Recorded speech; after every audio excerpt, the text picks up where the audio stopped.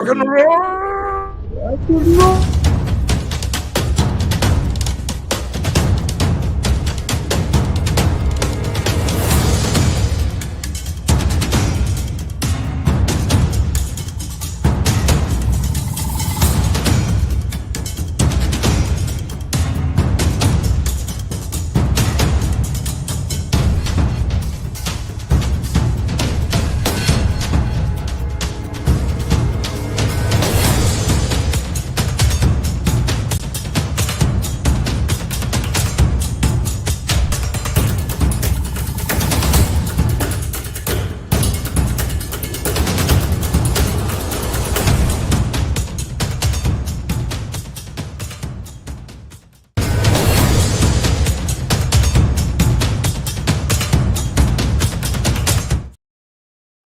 And welcome everybody. Welcome in hard music Hello. metal challenge. No, welcome Um, welcome in Mysteries with Mr. Belgic. We are here today with Jake, with Altug. We were with Vincent some uh, seconds ago, but maybe we'll come back. We will have Meg, we will have Goria, we will have some people during the show. It's already episode 16. It's wow, it's a lot. And today we have a great topics to talk about. Meg have his own theory with his own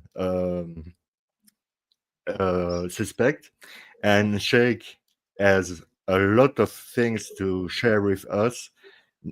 Really great work. Really, I'm astonished. I'm really astonished. And we have here Altug, like every week. Thank you very much to being here, Altug and Shake. thank, thank you Almost, for inviting us.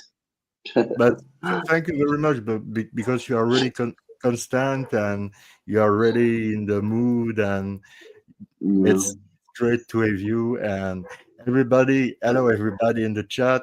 Hello to uh, Archangel Michael, Dead by Stereo, Agent Scully, Ray Hismulder. Welcome to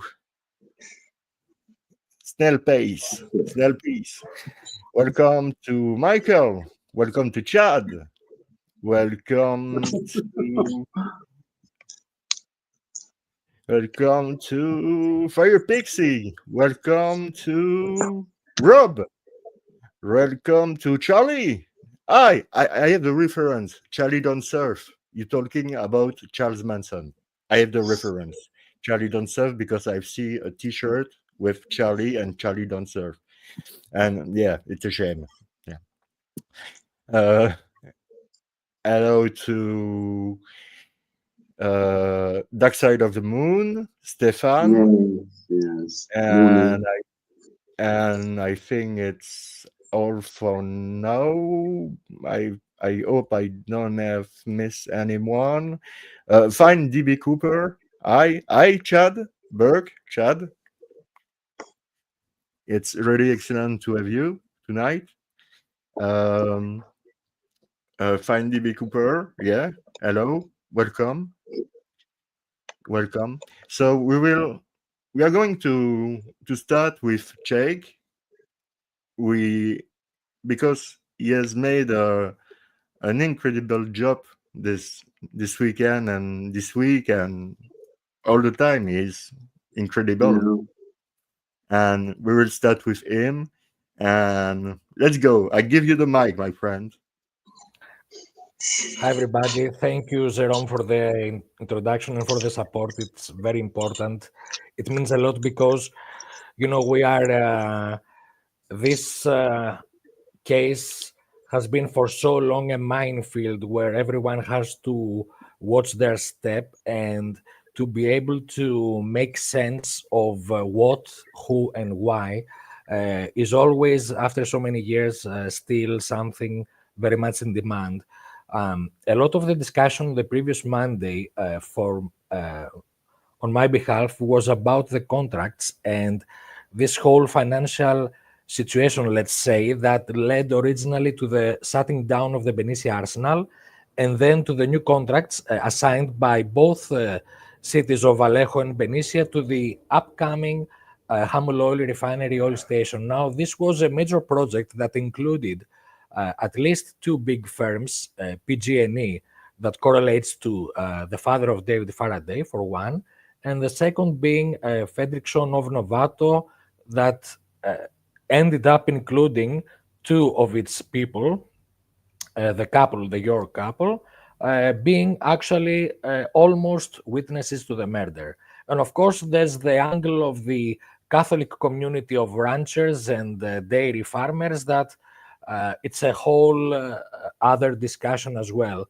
So what we know is that after so many years, we have a rough timeline of the events with a lot of questions about the number of the casings, the famous 10 bullets totally shot, whether there was allegedly at the roof of the car what seemed to be or what has been discussed as second type of ballistic compared to the dot 22 and a lot of other questions. Of course, the weapon has never been retrieved, and since this is the first murder scene that has no witnesses, it's very difficult to reconstruct in such a short time the events, the chain of events. Now, Richard Grinnell has provided an excellent article called The Impasse at Lake Herman Road that explains how difficult it is to make sense of the two cars that Owen, the last witness, saw, and then the final placing of the bodies, the heater, and stuff like that. Now, what I have to say about this before we move to the contracts is that this is a scene where there has been no outside witness that we know and no survivor. So this is a stage scene that the murderer may very well have been the director of his own stage show. So we are not sure if the heater was on. Was it on, or did the killer turn it on? And many other questions. Now, instead of speculating endlessly about the specifics of the murder scene, I took the step back and I said, okay, so why the pipelines? Why the Humble Oil Refinery? What's going on there? So if you want to open the PowerPoint, please. I think whereas I'm beginning with the first slides about some of the points of interest, for instance, Stella Medeiros at that night was celebrating her husband's birthday. Oliver Medeiros was born December 20, and they were married in Oakland. So a good question is, was she driving to Oakland? Was she without her husband? We know she was alone in the car. But the thing is, what happened even in that minor aspect? And then we go to the contracts themselves. So Humble Oil was hailed as a very big project, and I would like to emphasize once again the role of Senator Gibson, because Fred Seisler of the Vallejo Chamber of Commerce also included in the debate and the public discussion about the refinery, pushed a lot that this would be the project that would rejuvenate the so-called Benicia Industrial Park. Now, the Benicia Industrial Park identifies with the area of the Benicia Arsenal. Now, the Benicia Arsenal was not only a key military hub for World War II, but also for the post-World War II, or shall we say the Cold War years. And this is a place where major decisions were taken. It was a major hub for the drive to the west, to the Pacific. And I will repeat that Major Werner Jensen, the father of Betty Lou Jensen, was not just a protege officer who arrived at the camp along the same time frame as Colonel Arbet Wells, but in addition, he rose to prominence as becoming the executive officer, the main person in charge of redesigning and introducing electronic programming about the inventory of the Benicia Arsenal. Now, the decision about the shutting down of the Benicia came as a surprise. Local authorities, including Senator Gibson, were very adamant about protesting to the then administration, but to no avail. So the day after finds the Benicia without the arsenal. Yuba Industries is there. It is in the former facilities of the shipyard.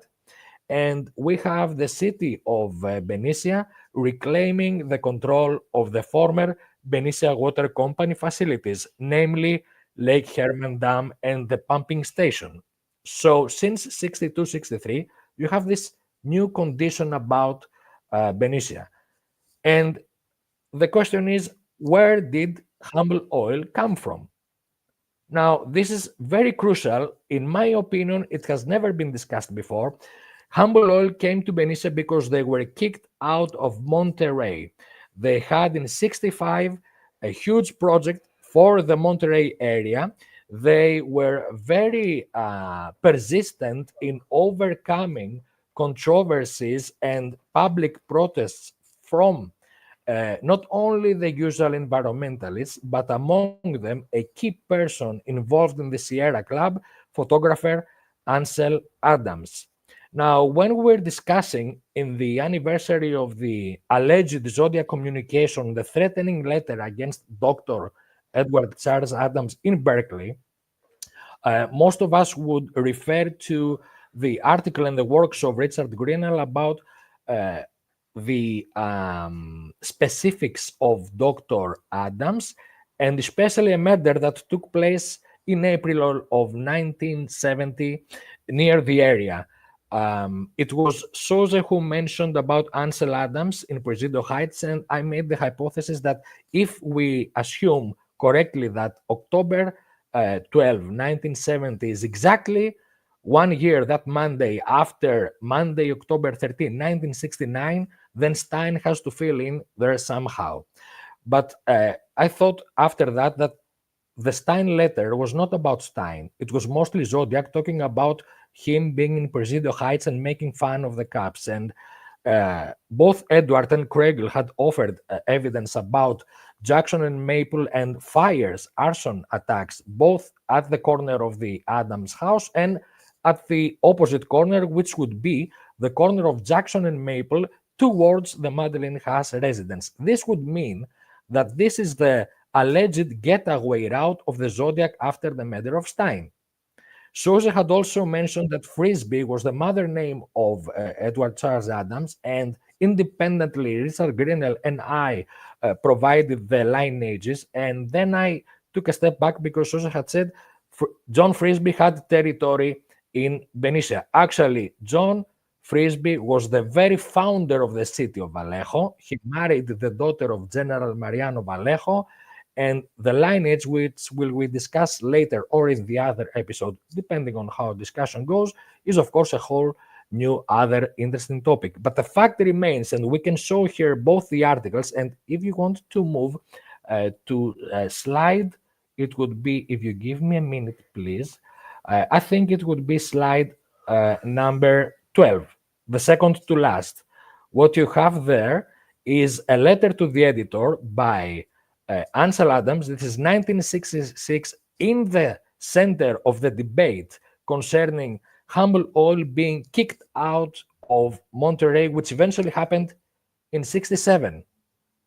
So the reason Humble Oil came to Benicia in the first place and all this went down is because Ansel Adams, the famous San Francisco photographer who had his manifesto out in the world when he had his exhibition at the Museum of Dehan that I mentioned the previous Monday. If you remember, it was the very area where the Robert Emmet statue was raised across the Museum of Dehan. Now we're talking Dehan, who was the brother of the murdered original publisher of the San Francisco Chronicle, or let's say the one who launched the dynasty of the Dehan family in the newspaper business of San Francisco Chronicle.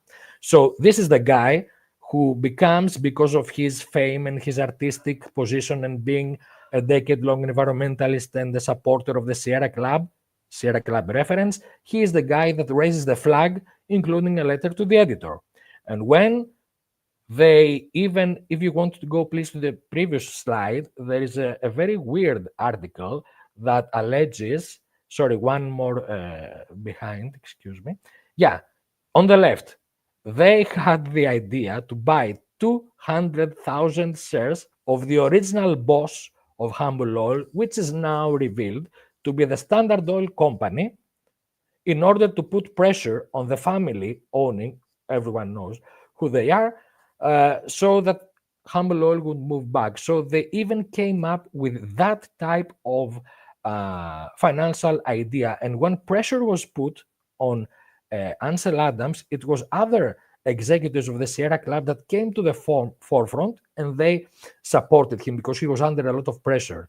Now, we should say that during World War II, Ansel Adams put out a publication about the Japanese internment of otherwise innocent Japanese American citizens. The area of the Benicia arsenal, later area of Humble Oil refinery, was the first impromptu, before Roosevelt's executive order, internment camp of Japanese Americans from the area of Vallejo. It was right after Pearl Harbor, and when on December 20, 1941, there was a report about a missing Vallejoan youth being proclaimed missing in action, otherwise dead, there was a lynch mob in Vallejo, and the local newspapers demanded that all the Japanese be lynched or imprisoned, and it was the area of the Benicia arsenal. Now, the same day, December 20, 1941, the SSF Medio, owned by Standard Oil and being produced, built in Alameda Shipyard and being stationed at the Benicia Shipyard, where later on, after a few decades, Yuba Industries, with Michael Conway, vice president, associate of Colonel Wells and Senator Gibson. This is the uncle of Paul Lee Stein.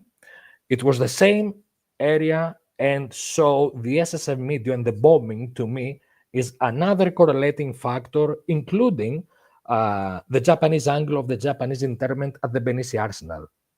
And Ansel Adams was also instrumental into bringing awareness at the time, a very difficult task during the war, about the unfair imprisonment of otherwise loyal Japanese American citizens. So you have this guy being related to Edward Charles Adams from two different angles. One is the Adams Scottish background, and the other is the Hills family. But it is only through the Frisbee lineage that things make even more sense on the second pillar of what I call the fundamental two pillars of motive: business and family. And these two, as these stories prove in America, have been very close together anyway. So this provides a factual narrative of how Humble Oil ended up in Benicia, who was a figurehead of the protest and the Sierra liaison against the original project in Monterey. It makes certain factual proof of the ownership by Standard Oil. So essentially, Humble was a subsidiary of the Standard Oil of New Jersey. And what is even more astonishing, if you can please go to the last slide, is that when Tidewater Oil Company was eventually sold to Phillips Petroleum, now this is a direct Zodiac reference by the killer himself with the Phillips 66 map. The original plan was for Tidewater to be associated with Humble Oil. So this way, you have Phillips Petroleum into the picture of the Humble Oil overall activities.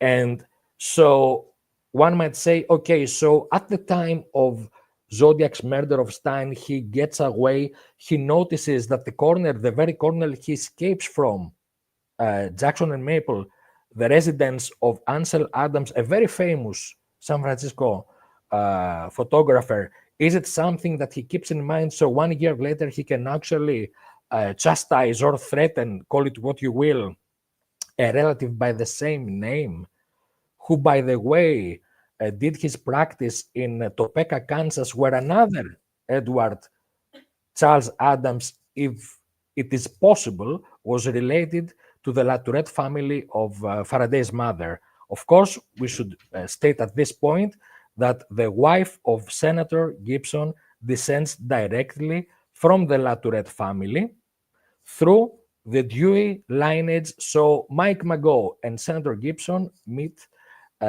through the Dewey, and then you have also the Latourette family of Faraday. Now, these are all, of course, Union Square, also semantics. So in essence, Stein, both start and end route, and also the Michael Conway connection gets into the picture. And one might ask, how about Lake Berryessa? We discussed previous Monday about Monticello Dam being an essential part of the overall redesign of the developments and the water needs of the upcoming Humble Oil Refinery.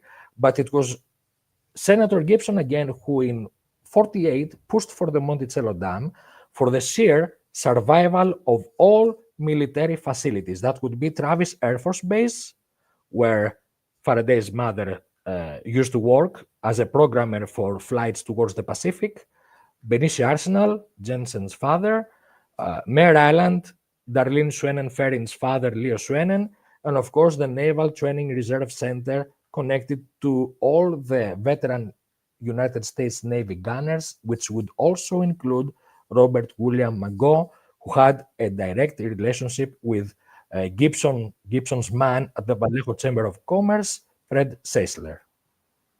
So this, I believe, brings a whole new perspective, and we haven't even touched upon how the Berryessa family in the first place and the Vallejo leadership in the pre-US rule of California related and referenced the San Francisco Presidio Heights as their center of military command.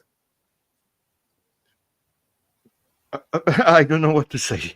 Really, it's fascinating. Fascinating. I don't know. Altug, do you have a question about all of that? Because it's mind-blowing.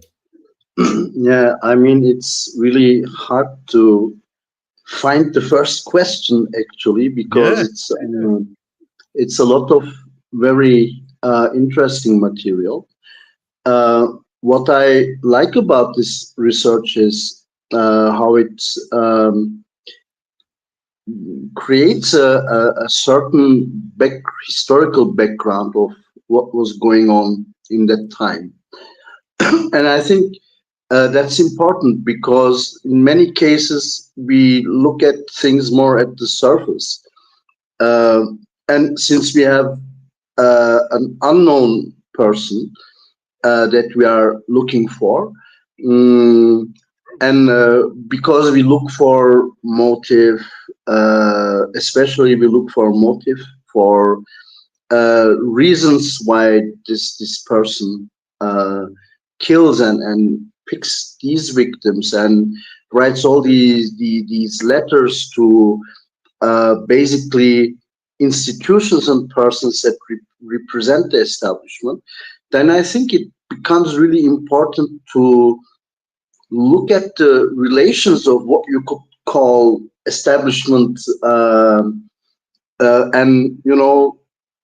look at the history in how they get into an area, how they start to structure this area, how they use their power relations to get a hold or a grip on the social and economical life in an area. And of course, I think that these kind of changings in the environment, in the power structure of that area, it influences other people's lives as well.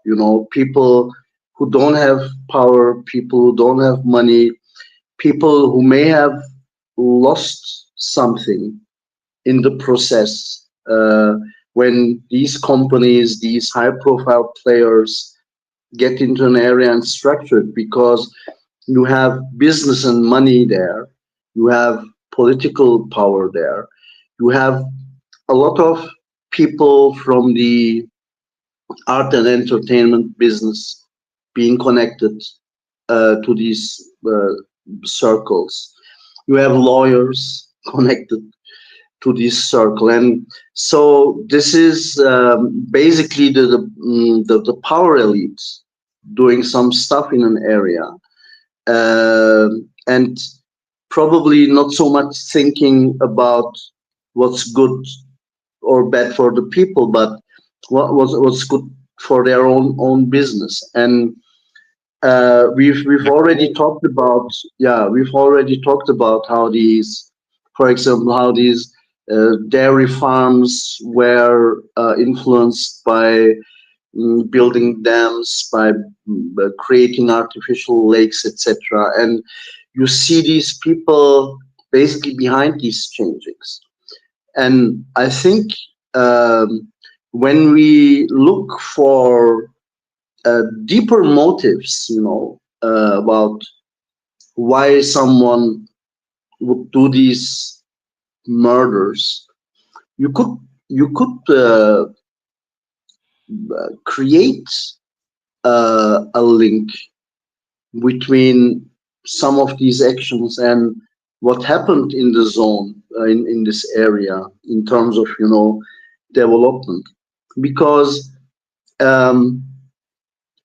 development is a very loaded word, uh, when for example, when you look at the history of the Europeans coming to America, or in later stages when certain countries invade or do something to other countries, they usually do it in the name of development.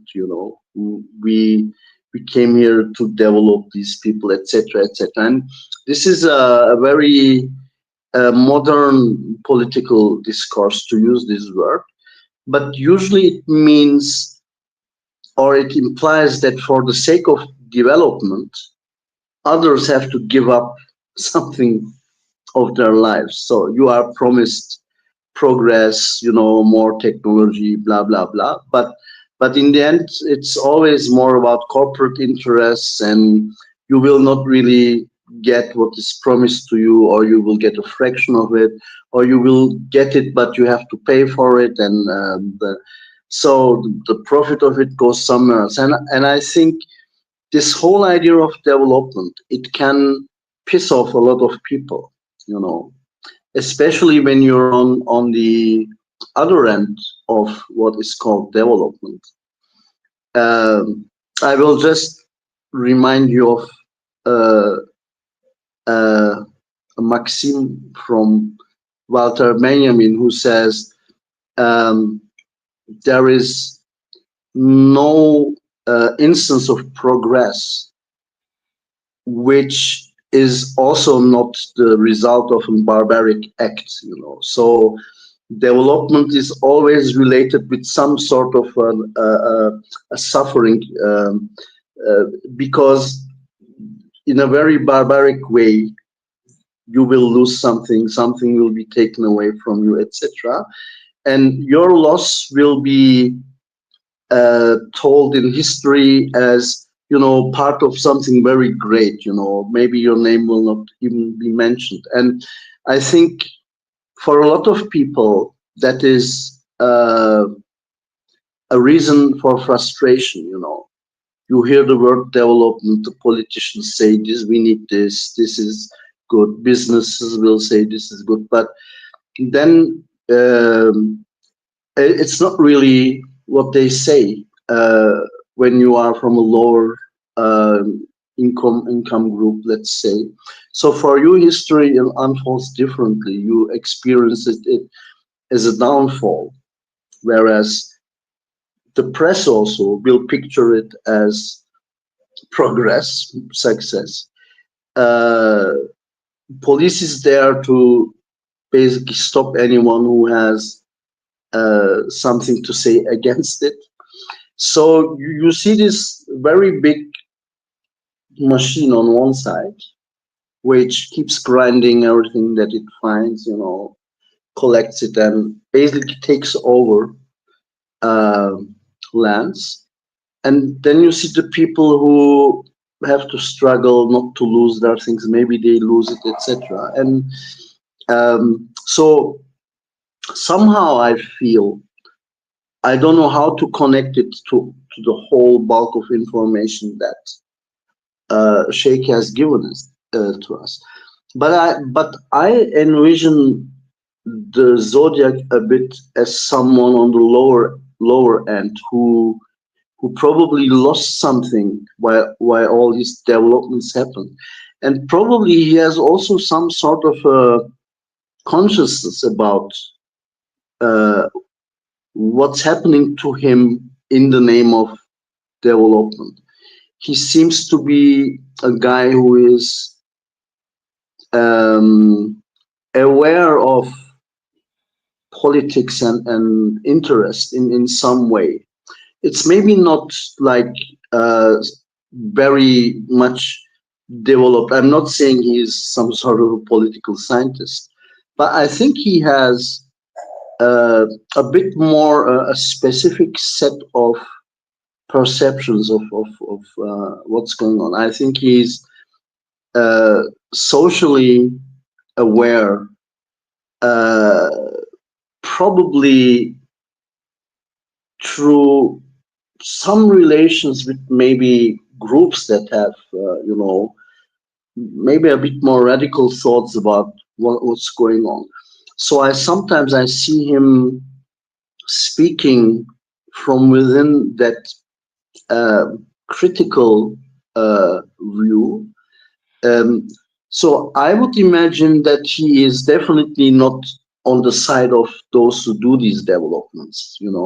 He is not on the side of those who push developments. I would say he's probably someone on the side who doesn't nature blah blah blah being sacrificed for development. So he would, Yes, somebody um, like or that, yeah, or he's someone who feels that corporations, media, press, basically they lie at us. They lie. So there is probably a lot of anger and protest in him against about these lies, about how devastating things are shown, like progress, etc., etc. So I would say, um, I would say that what Sheikh lays out for us here. It draws a picture of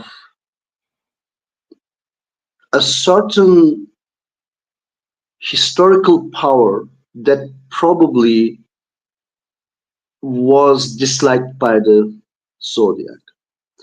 Some will think I'm trying to politicize him too much, um, but I no, think, it's your opinion. yeah, No, yeah. But I think in his letters, in his maybe certain references to books, etc., you can actually see that uh, he is aware in a certain way from within a certain, let's say, ideological interpretation of ideological framework.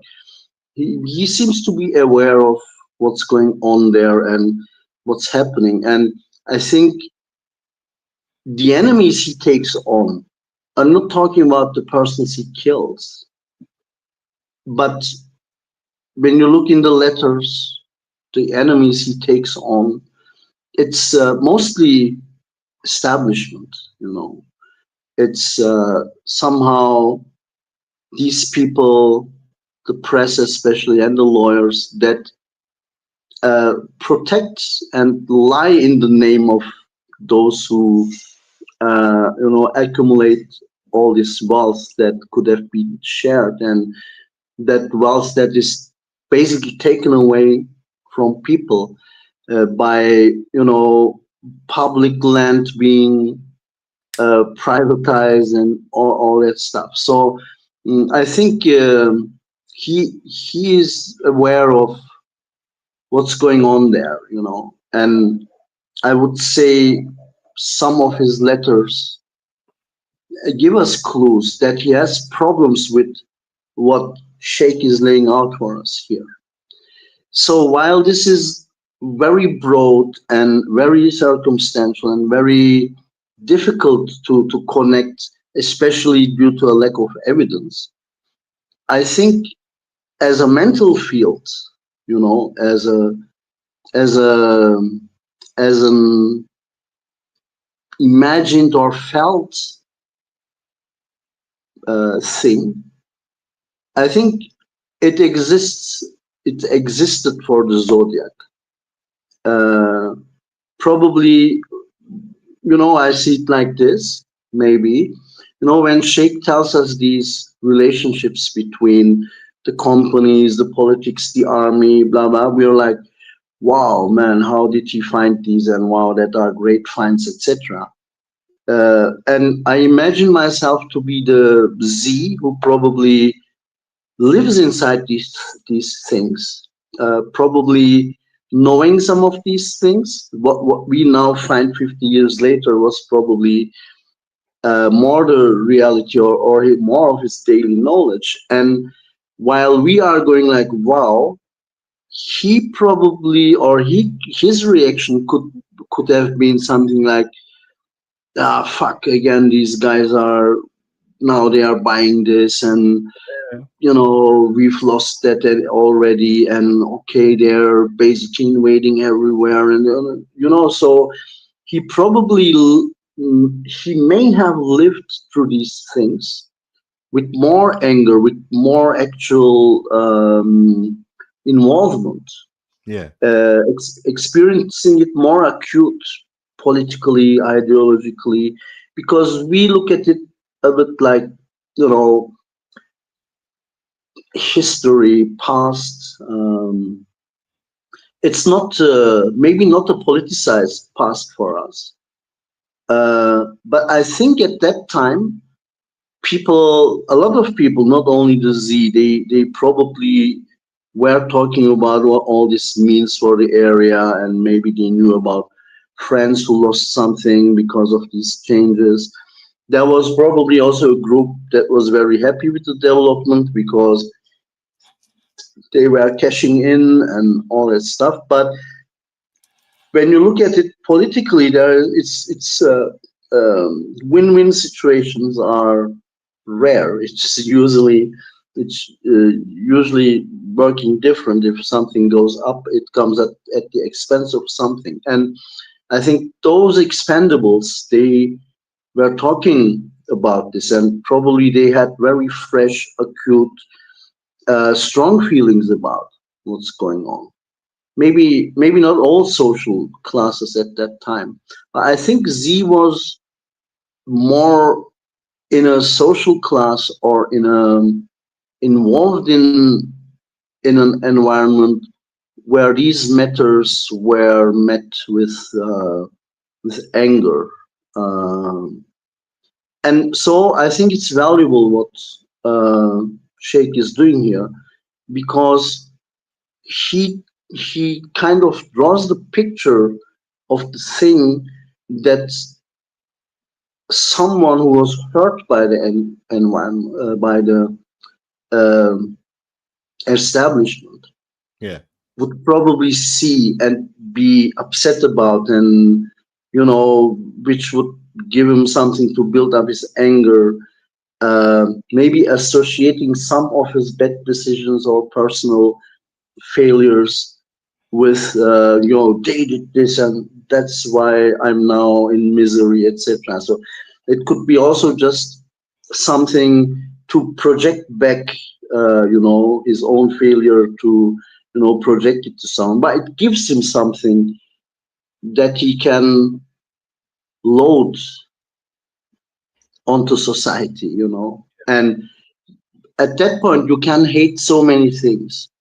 For example, you can hate the youngsters who only think about sex and don't care about what's going on in the society, uh, seeing them, but really getting angry at them, maybe seeing them as that stupid generation that will just blindly follow what the establishment tells them, and things like that.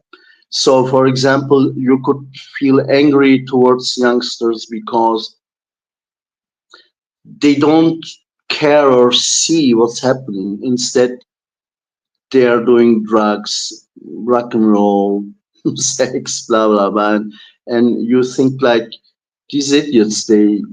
They are also part of the problem. Maybe they should be taught a lesson. Also, maybe these kind of victims, they lend themselves to be a punishment for, let's say, middle class families who have no problem with the establishment, or who are part of the whole thing that Sheikh was laying out for us, working for these companies, just caring about the money, just caring about middle life standards, mortgage, having your house, having a car, etc. And um, somehow, for a person like the Z, maybe uh, this is all just, especially when you think about the 60s, where political consciousness is really an issue. You think,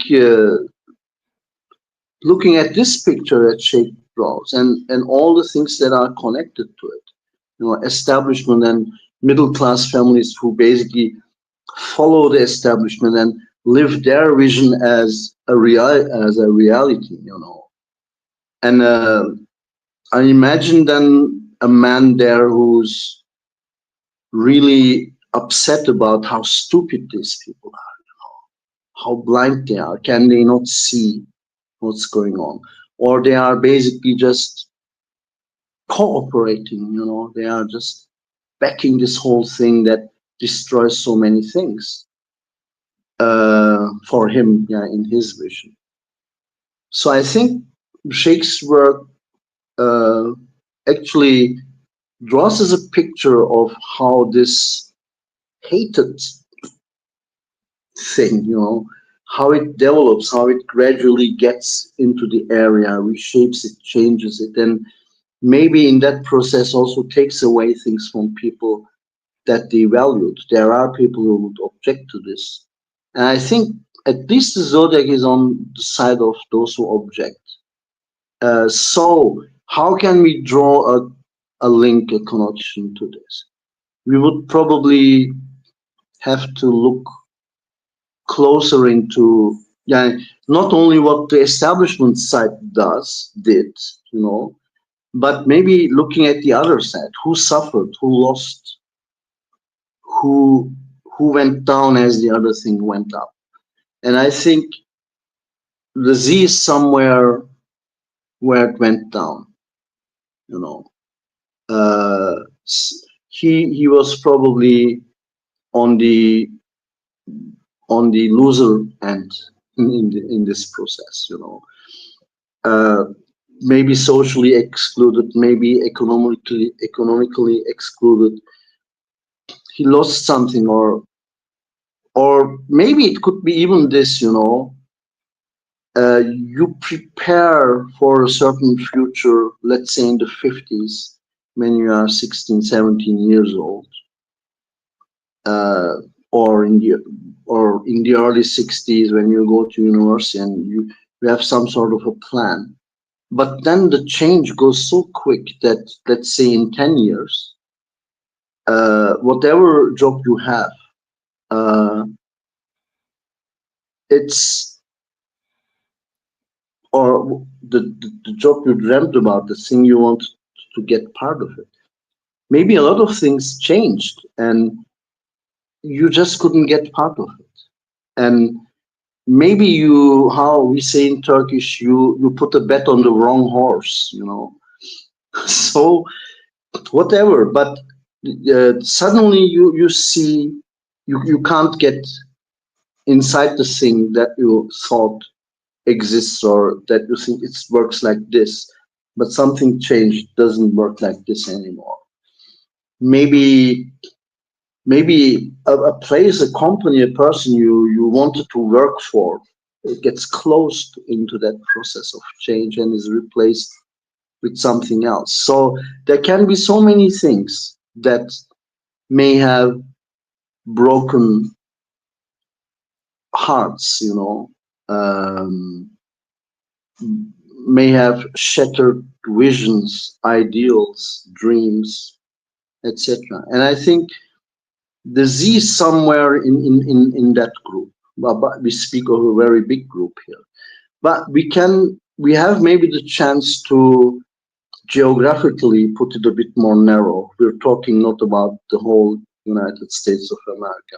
We're probably talking about someone, San Francisco, Solano County, yani city of San Francisco, Solano County, somewhere there. So if maybe our effort could be focused on, you know, from 1960 to 1970, after, you know, these things that Shake talks about, after they started to show their impact in the area, you know, maybe just looking, you know, which places closed, things like that. So to find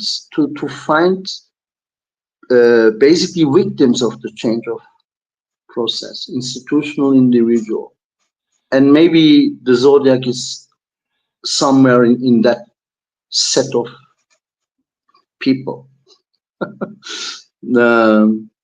Yeah, that's basically how I see it and how I find that Shake's research is helpful.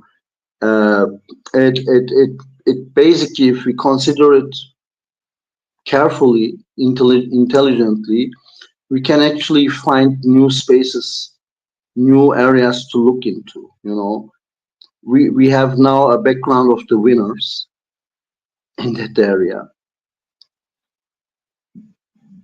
but in that sort of winning, who were the losers? You know, so maybe it's a bit time to look at the losers in that. You know, and we will probably find profiles. I don't say we will find the Z directly, but we may find certain profiles within that losers, which could tell us, oh wow, okay, this really looks like an experience that could have driven someone to do this. You know? So in the end, it helps probably in looking into more fruitful places, and we can find profiles there, which I think is very important, because without profile we're floating around. Every new information makes the Zodiac a totally different person, you know.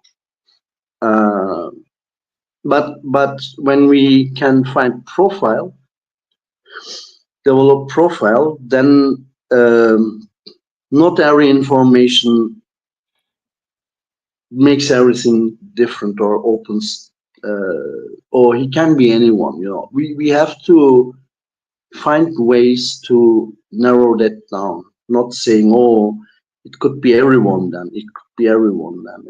That's not really what we want to have.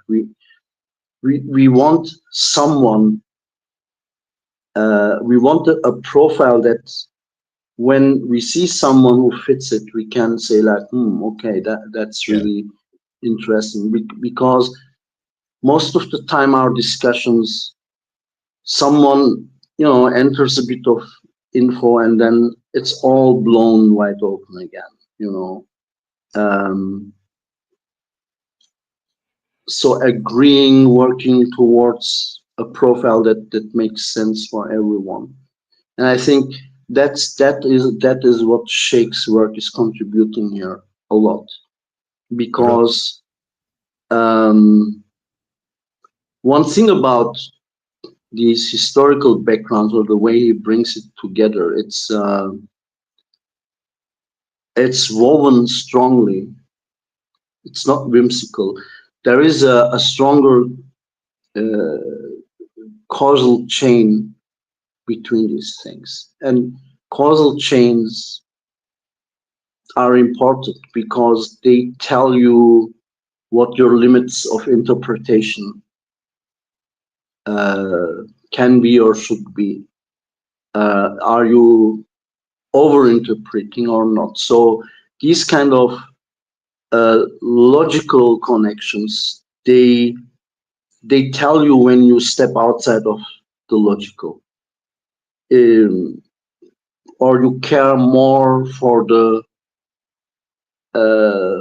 plausible, let's say, instead of the probable. Because when you work within the probable, everything is almost probable, you know. Yeah.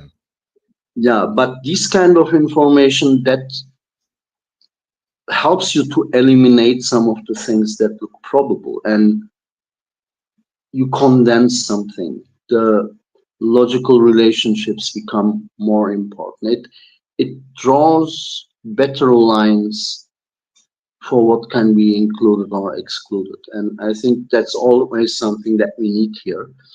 Yani, we know from discussions, you know, when you like a certain person of interest, you also tend to open the thing up to the probable. Oh, it could be because my person of interest was this, you know, and look, he liked this comic book, or he liked this, and is it not very similar to what is in the Zodiac's letter? So, you know, so you try to push the whole logical thing, you try to blow it up, push it open, so that you can basically open a gap to somehow bring your person of interest inside the area of the plausible. But you use a lot of probables, you know. You first use the probable to destroy the logical web, let's say. And then, although so many things that exclude probably your point of person of interest, you try to push them inside. And so I think studies like Shake's, maybe they help us, or they kind of tell us that we need to be honest also, you know, that we need to be more honest, smarter, more structured, More having several, perspective. yeah, and having several layers of information Yeah. where we can, which altogether confirm if we can continue a certain path of uh, argumentation, you know, or do we have to stop it? And we also have the opposite, I think, when I think of the problems here. In philosophy, there is this problem about taking your questioning not to the ultimate point, because when you take it to the ultimate point, you lose your argument. So we see a lot of versions here where people stop their argumentation at the point where they realize when they go to the conclusion, they will lose their overall argument. So so sometimes the questions that need to be asked are not asked. I mean, when I read someone's claims about the poi, I have a number of questions there. I can continue with the questions, but these people will not ask these questions, because if they ask them, they realize, okay, my person of interest just can't be the Z, you know. So we have these kind of things here, and I think what Shake does is it's maybe it's not even the knowledge here that he presents to us. I think it's the depth of the way of thinking that he invites us to by doing this kind of work, you know. Because I think even if a lot of us don't understand a single thing about it or so many names, I think a lot of us uh, can see in it that this is serious, you know. This is not like blah blah and oh yeah, did he have a glove? Blah, blah. Okay, and you know, was it No, we left have hand or real right data. hand? And you No, know, this superficial thing. It's not like that. This is a way of looking that I think maybe needs to be a bit more at the bottom of this whole zodiac research or activity or whatever we do with it. So I find it totally valuable, uh, and I think what I also really admire about it is that you know when you think about it, well, it's you know it's a person thousands of miles away from the area, but you know it takes it serious and. So I think it's all in all a very great, admirable effort what he's doing, and a lot of people here I think they value it and they respect it, except a few trolls maybe, but who cares about the trolls? This is very good stuff in my opinion, and I hope and I encourage my friend Shake to take it further. Go deeper, my friend, as much as you can. We will try to follow you. But as I said, it's the mindset. I think the most valuable thing here is the mindset. It's very uh, serious. It's relentless. You know, he's chasing. He's chasing, chasing, chasing, and I think that that's a very good spirit. You know, and he doesn't get money for it even no. when you think about it. So so that these are all values that I really these are uh, principles that I value in his work and why I value him as a person as well. So I think I have said enough. Maybe I, I, some. I would like to say, Altug, that Mm, your vision and your analysis of Jake's work is excellent, really, thank you. because Thank you very like much. you said, Jake has a completely different uh, angle of view and a new approach who was never discussed before, which is Yeah. really interesting because yeah, it's really entertaining to see a show of 1 hour to talking about like my suspect, let's say Don Cheney and Mm, And Ponzarella, mm, and talking mm. about yeah, Ponzarella was there and Cheney was doing this and blah blah blah blah. But here, I mean, it's really different because we are we are working with real data and a complete new view on the case. That Yeah. that is something that I never seen before Yeah. anywhere, It's anywhere. crazy. Yeah. That's completely crazy. Jake, I'm ready. I want to that everybody in the chat make a big shout out to Jake because my God, it's incredible.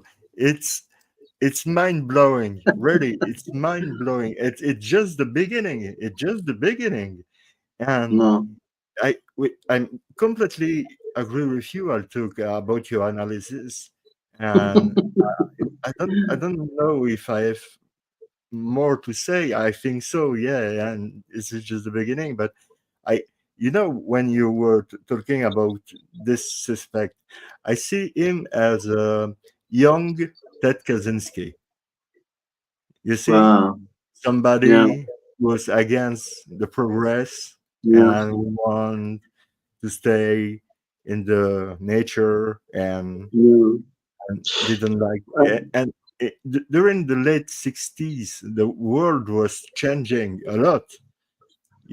After the assassination of yeah. JFK, the world had changed a lot. And in the late 60s, there was a lot going on. You have in 68, you have the murderer of Robert Yeah. And Kennedy, you have uh, Martin Luther King. You yes, have MLK, and you have, and it's you have post-war. It's post-war period. I mean, yeah, after the 50s, so many things change, and you witness the biggest social protests as well after 1848. yeah, yeah, yeah, So it's a major crisis in the system as well. And when the system is in crisis, you see a lot of you know the extreme, because a mainstream can no longer be maintained as it could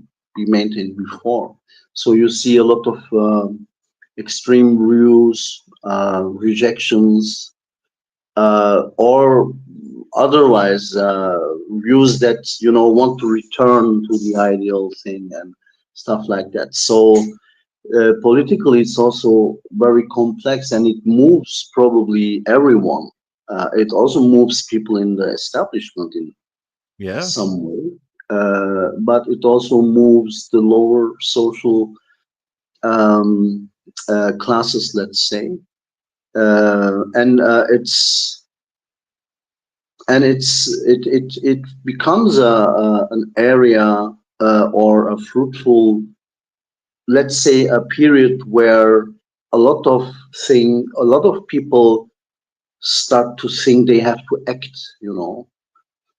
uh, yeah, you always hear enough, we need to do something.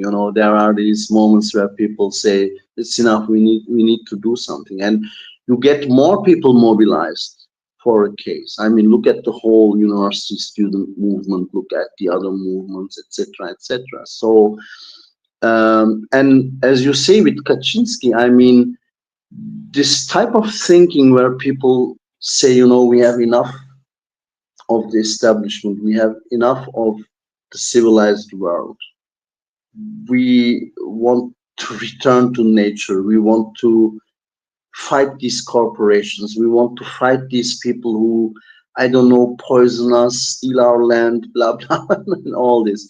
So Kaczynski is probably not alone in thinking like that.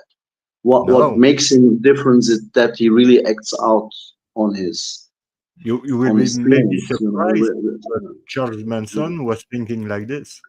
Yeah. So yeah, and you also in the 60s you have these bunch of people who think this is the right time to start a race war.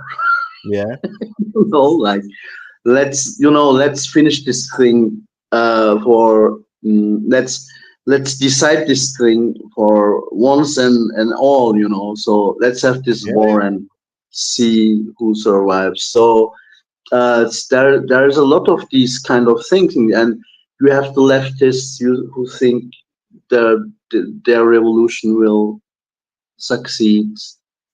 You have the right wingers who think it's now the time to return to our essence, get rid of these, I don't know, aliens, black people, blah blah blah blah blah. So everyone in moments of crisis, everyone sees opportunity. yeah. Uh, Always. and so they act out, And I suspect that I mean it's most of these things are going against the establishment, be it the business, politics, etc., etc. And in Kaczynski, you also really have this element of protecting nature, and I think it could be also something valid, which was a value for the Zodiac. You know, this hence his anti-establishment, Yeah. the notion that I see in some of his writings. But as I said, I mean, what Shake's research on the establishment side basically shows us, it helps us to define clearer, like who was opposed to this, you know, Yeah. where could we look at in this spectrum of opponents, you know, you have hate against LE probably because they serve the establishment. You have this letter against a lawyer who's basically, you know, he kind of destroys every sort of value that stood for the older establishment. You know, so I kind of think the Z is someone who would probably love to go back in time, where he thinks society was better organized, where there Yeah. was less confusion, etc., etc. So I mean, what was that movie? Mr. Deeds Goes to Washington or something? I think Shake mentioned it the other last week or so. Mr. Smith Goes to Washington. I mean, when you look at these movies in the 30s, you again see some sort of a call for where are we going? What's happening to our society? And so maybe a similar feeling here, but probably even stronger because women revolt, the black people revolt, everyone's on a revolt, you know. So, and not only in the U.S., in the whole world, and that is some sort of a nightmare for conservative people also, or for people who believe in a golden age in the past, you know, where everything was in its place, where society had accepted and obeyed values, whereas now, you know, no one cares about the values, etc. Um, and when you think that modernism is causing these things, or modernization, both actually, modern art, modernism in the sense we understand art, modernization in the sense we understand uh, development pushed by capitalism. So okay, you can from this you can actually deduce the kind of people that would go so far as to kill out of frustration, out of anger, etc. And what Shake presents us here is the narrower Solano San Francisco context. You know, if we study these relations carefully and maybe look at the end of who lost something, because Ansel Adams did this, blah blah blah person did this. So who was affected by it negatively? Yeah. Absolutely. Maybe we speak of thousands of people, which is a lot, but we don't speak of millions. I mean, if we could start to you know, just look into companies that could close in this period, uh, you know, what happened in schools, what happened in universities. You could pick certain areas and just look inside them and see what happened. And somewhere maybe we will come and see an event where we think, wow, what happened here looks like a story that is very similar to the one that the Z tries to tell us in his letters. It's a bit far more far-fetched as a path to look into things. You cannot directly hold your ear like this, but you have to go a bit more like this because of the content. Um, but still, I think we have a lot of names, we have a lot of context now, and uh, it will take time. But time is all it takes, to narrow it further down. And that's how I see this research. And yeah, deserves all kind of applause. Oh yeah, ready, Yes. ready, and which I agree with you. It's the clever thing. It's that the Zodiac was not killing all over America. It was really in specific area. We can really see what was going on, and Yeah. that's where Jakes goes and find those information which are incredible. Really, I would like just to make just a little pause of 2 1 minute to say hi Okay. to people in the chat. I would like to say hi to the first time to my father. I will come in a minute. Everybody say hi to my father. It's Charles. Hello. My father watching my show. Thank you, Dad. Merci, Papa. Je t'aime. I love you, Dad. Meg, if you want to join us, you are really welcome. We are waiting for you.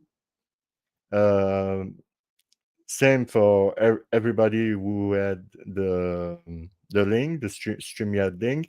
If you don't have the StreamYard link, I can send to you the StreamYard link. And I see, yeah, there is a lot of going on the chat, which is really nice because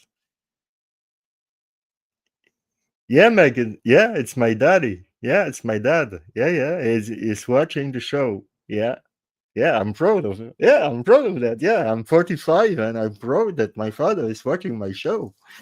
I'm a little kid.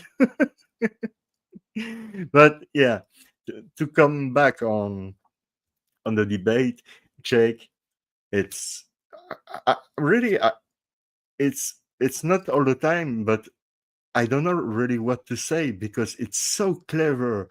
It's so it's a new yeah, it's a new uh oh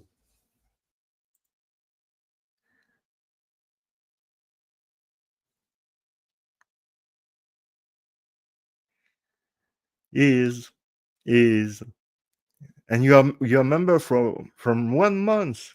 Thank you very much. And thank you very much to everybody for your constant support. Not especially people who are um, who take a membership or send me a super chat. Thank you to everyone for your support, for your comment in the comment section. When I read, is the best show on internet on YouTube about the Zodiac because you guys are not fighting each other. You talk calmly, you're polite, and it's really nice to hear you talking about and debate about this uh, this subject. It make me happy, really. It make me really happy. It's wonderful, really.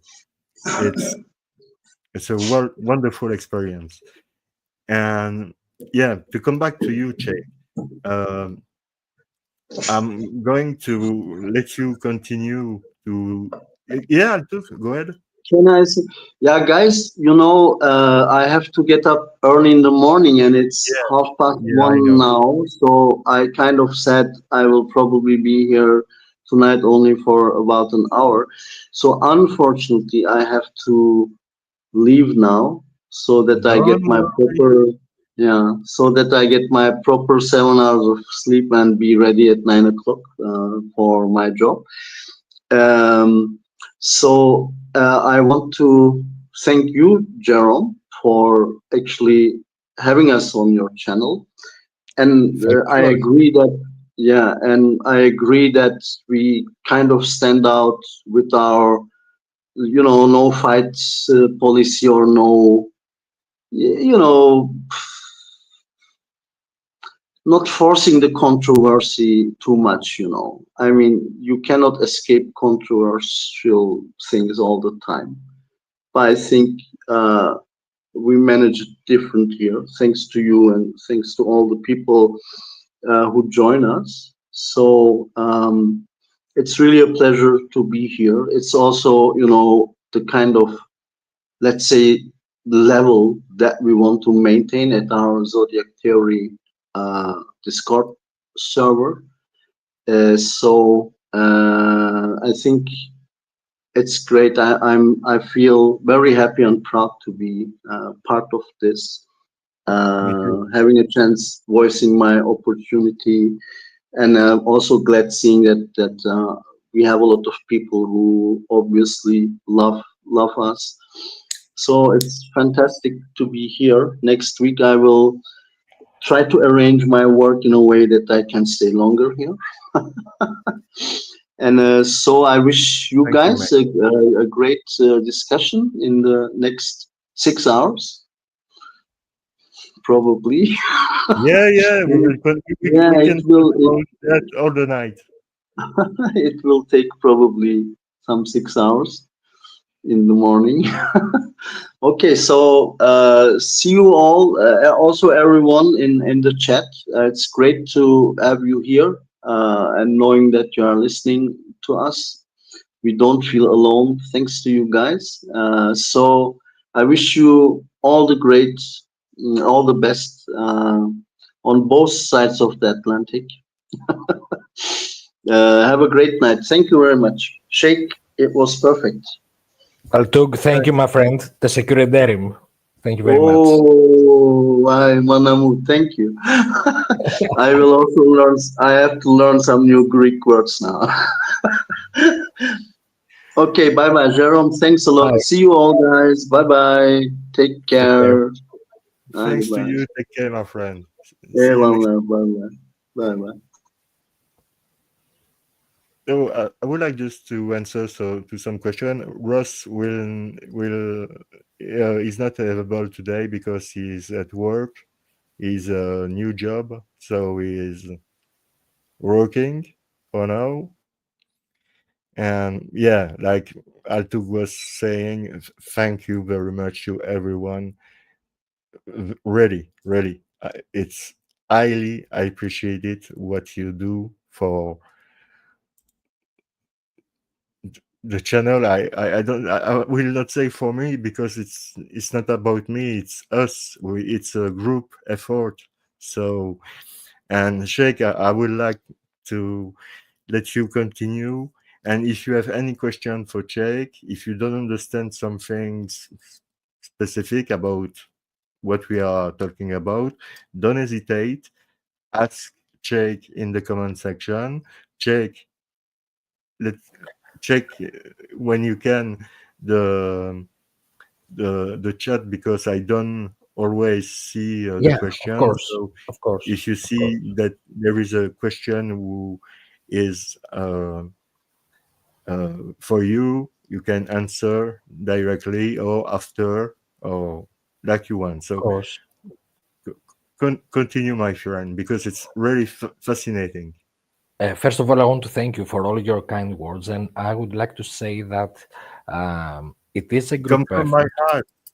I know, and I thank you. But it is a group effort. But I have to commend you personally because you provide here a template where people can feel that they can express their opinion in an environment which is welcoming, polite, and there was something that Richard wrote on the Discord very recently. He said that research, as life itself, Of course, we have opinions and ideas and understandings that provide different characterizations and stuff like that.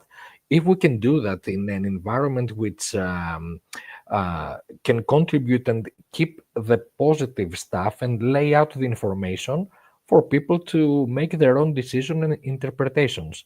Now, this is why in my first part of the discussion, if you noticed, I tried to provide as less comment personally as possible. I wanted to lay out the information as it has occurred to me. And from that point on, it is, of course, up to anyone in the audience or anyone who will listen to or watch the discussion afterwards to make their own assessment. What I would like to say to make a further clarification, if you will, is that you have this very interesting geography in Presidio Heights. We know now for a fact that there was Malvine Belli living in the corner of Jackson and Cherry in the past. And then you have Ansel Adams, a very famous modernist photographer. Now, this is someone who is artistically and culturally identified with what we know to be, the vibe of San Francisco and his fight about the environment and all that he stood for. So he is in the corner. He was raised in the corner of Jackson and Cherry. So these are very important corners because we know that the killer went up towards the Presidio from Cherry and then turned right on Jackson. Jackson. So these people are famous. Now the killer, as we have seen, has tried to jump on the bandwagon. We know that he has demanded front page coverage. We know that he has demanded to be covered in the news for his letters, his agenda, whatever. So this is a guy who struggles for notoriety. Now, a guy who struggles for notoriety would jump on the opportunity to try to send a letter to the lawyer or send a threatening letter to the psychiatrist, Dr. Eduard Adams. So this is a guy who wouldn't miss an opportunity to try to remain relevant. Now, there's a whole bulk of communication that has been identified as maybe it was Zodiac, maybe it wasn't, maybe it was original communication or not. But the fact remains, even from the authenticated letters, that this is a guy who wanted front page coverage. So this is a very selfish motivation. And I think Altug's analysis about Kaczynski similarities and analogies brings a very interesting context in the case. And of course, it is up to the audience to think for themselves and maybe come up with other ideas too. I think this is a guy, this is a killer who was very self-centered. And I think this is an element that also might be brought into the discussion to try to provide some rationale of what he did and why he did. One thing is for certain, when Humble Oil comes to Vallejo, the murders begin in the area, regardless of whether we think if Sergio Bates was the same man or Domingos Edwards was the same man, or even the same persona, let's say.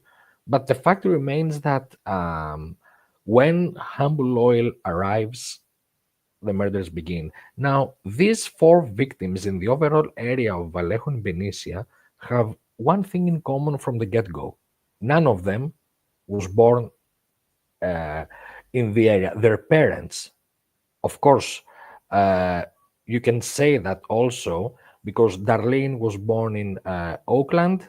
You have Dave Faraday, who was born in San Rafael, Marin County. You have Betty Lou Jensen, who was born in Colorado.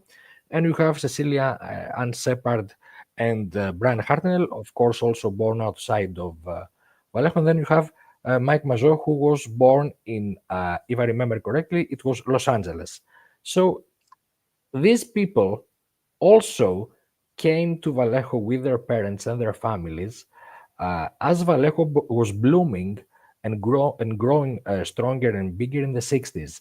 So this is where I'm picking up on what Altug said earlier, that if you narrow down the 60s timeline, you can see a lot of interesting information. These people were not locals. Now, one might say that the killer may have assumed to represent maybe those people hurt by humble oil, mostly the dairy ranchers, the people who raised the livestock breeding, who had the many states in the area and stuff like that. And indeed, the newspapers of the area provide decades of protest against Benicia Water Company and stuff like that.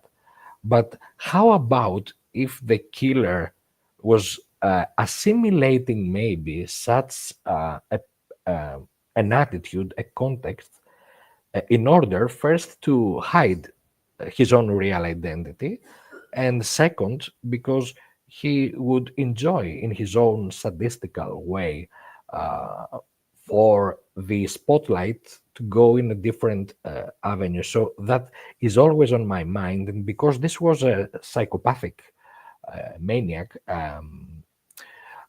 it is comforting for me to try to provide the information as I send it to you and as we discussed it earlier, in order, as Altug very cleverly said, to limit our arbitrary interpretations. The more data and factual information we can put together, then speculation begins to be slowly, let's say, contained, if not reduced. Maybe that's very optimistic, but maybe it begins to be, contained in a more rational manner.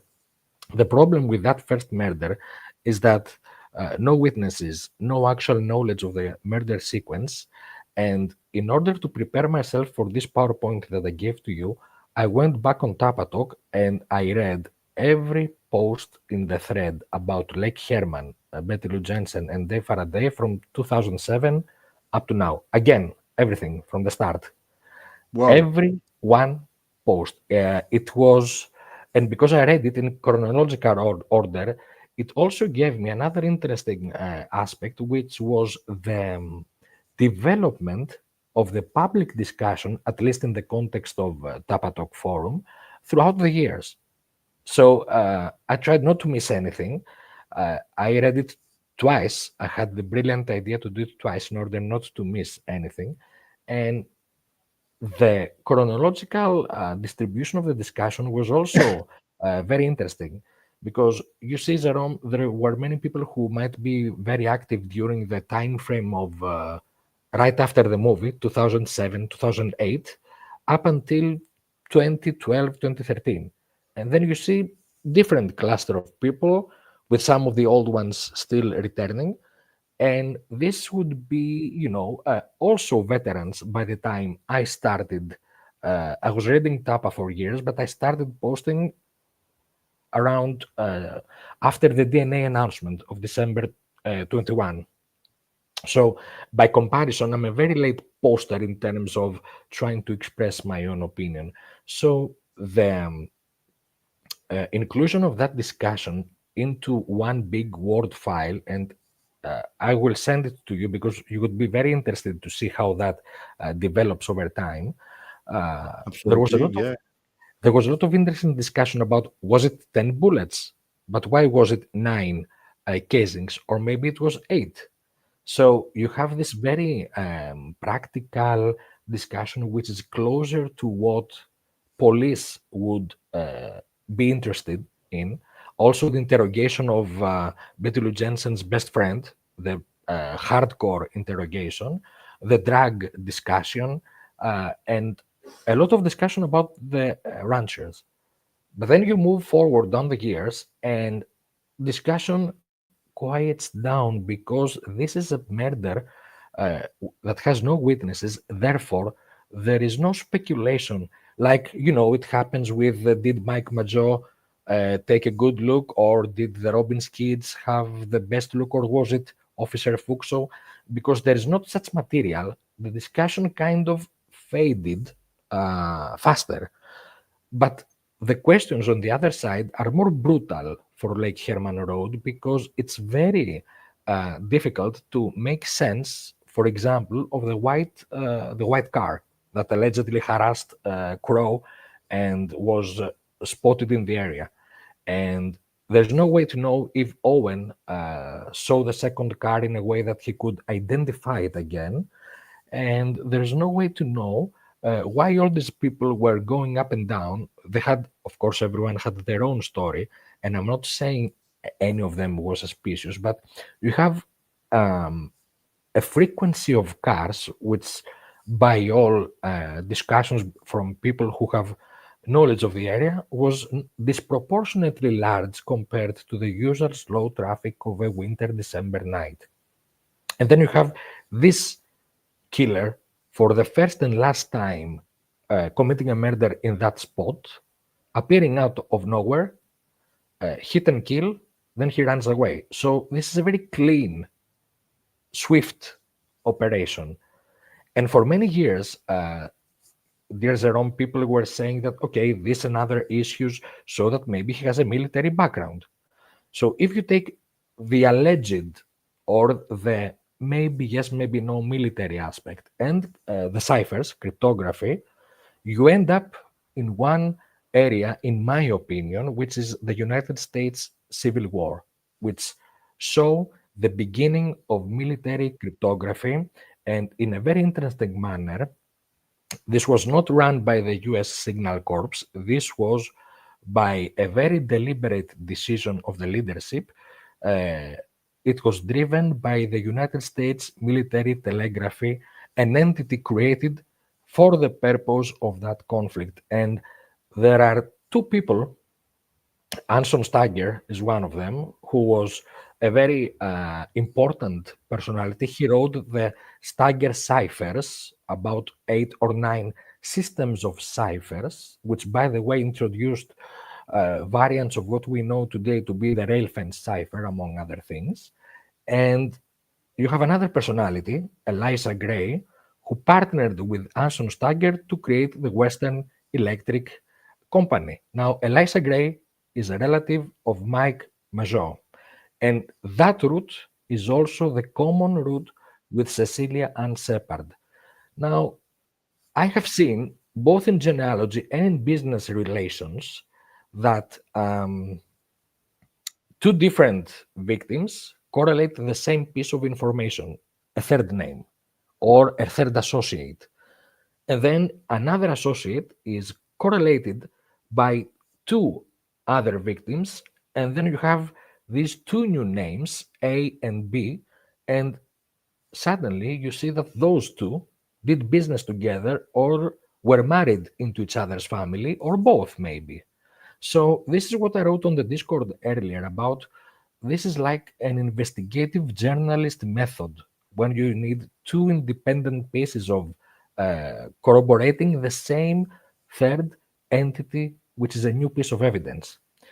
Now, it seems that there are this kind of cross connections all across the spectrum of business and family. Now, the United States Civil War, among other things, is the reason why Union Square was named Union Square. There was a certain politician who did a very intense speech in that area in favor of President Abraham Lincoln. So, Dewey Monument, directly related to Mike Mageau, and Union Square, again pointing to the Civil War, where, by the way, the ancestor of Mike Mageau, Eliza Gray, was, along with Anson Stagger, a very important personality. This is like two independent pieces corroborating the Mageau Civil War connection. This, to me, looks like a validation of the role of Eliza Gray and Anson Stagger. It's like he who picked the murder location is telling you, okay, this is like an avenue to look into. And it's very interesting to notice that Leo Schwenen, the violinist grandfather of Darlene Schwenen-Ferrin, worked at the St. Francis Hotel next to Union Square. He lived on 120 Mason, so he was 2 blocks south of Union Square and St. Francis Hotel. And so you have the background of the 2 Burdock Springs victims tied to the start of the Stein murder route. And then you have a near perfect radian with Mount Diablo as the beacon center from BRS murder scene down to the end on Washington and Maple. Now, the near perfect radian with a deviation of but a few degrees, very few degrees, it's like 1.04 radians. The deviation is 0.04. So this is like a reference index for the radians that were used later instead of degrees, choosing the proper unit. That's one. And the second is that there is a certain property attributed with the part of the circle that corresponds to the radian angle of a circle. Now, this would mean that there is an area from Presidio Heights all the way to Marin County and ending into Vallejo that the killer points for further taunting, riddle, puzzle, whatever. And so you have the both ends of the Stein murder route connected one way or another to the BRS murder scene, Blue Rock Springs murder scene. And of course, as Soze has shown in her research, the Spring Valley Water Company had their offices right in the northwest corner of Mason and Geary. This is the company for whom Herman Schessler worked before he was contracted by the Benicia Water Company to build the dam on Lake Herman, the thing that got the whole show starting as long as we are talking about that very specific corner of Lake Herman Road. And it was this morning that Gorilla, dear friend Gorilla Train, he shared his very good finds about the backdrop of those ranchers. And it was like you have like 10 or 15 different avenues.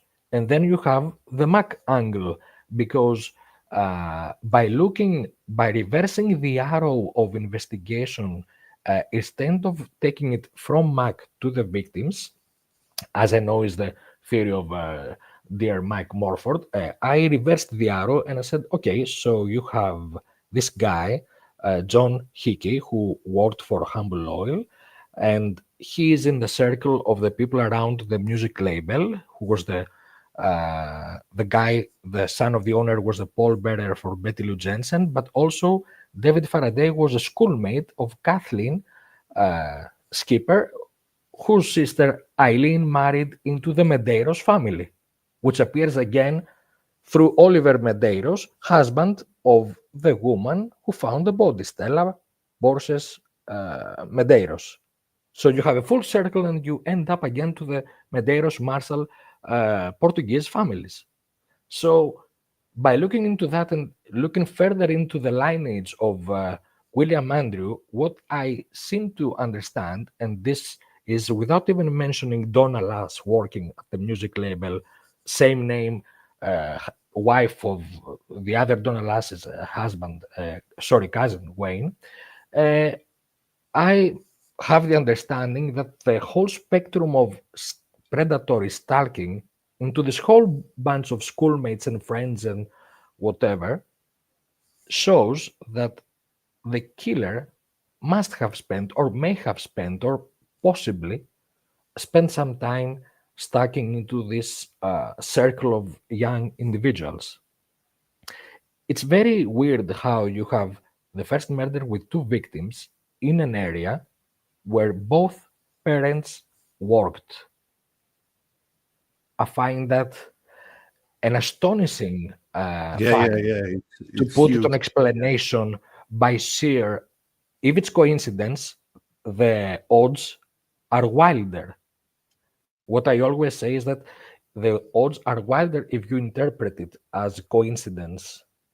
And then you have as coincidence the second murder scene, the 2 victims, with what we discussed about the Stein area, start and stop, relating to both these victims. It's like chance or fate or karma or bad luck puts together people that we can find correlations that would pair these people regardless of their tragic, fatal coupling in death.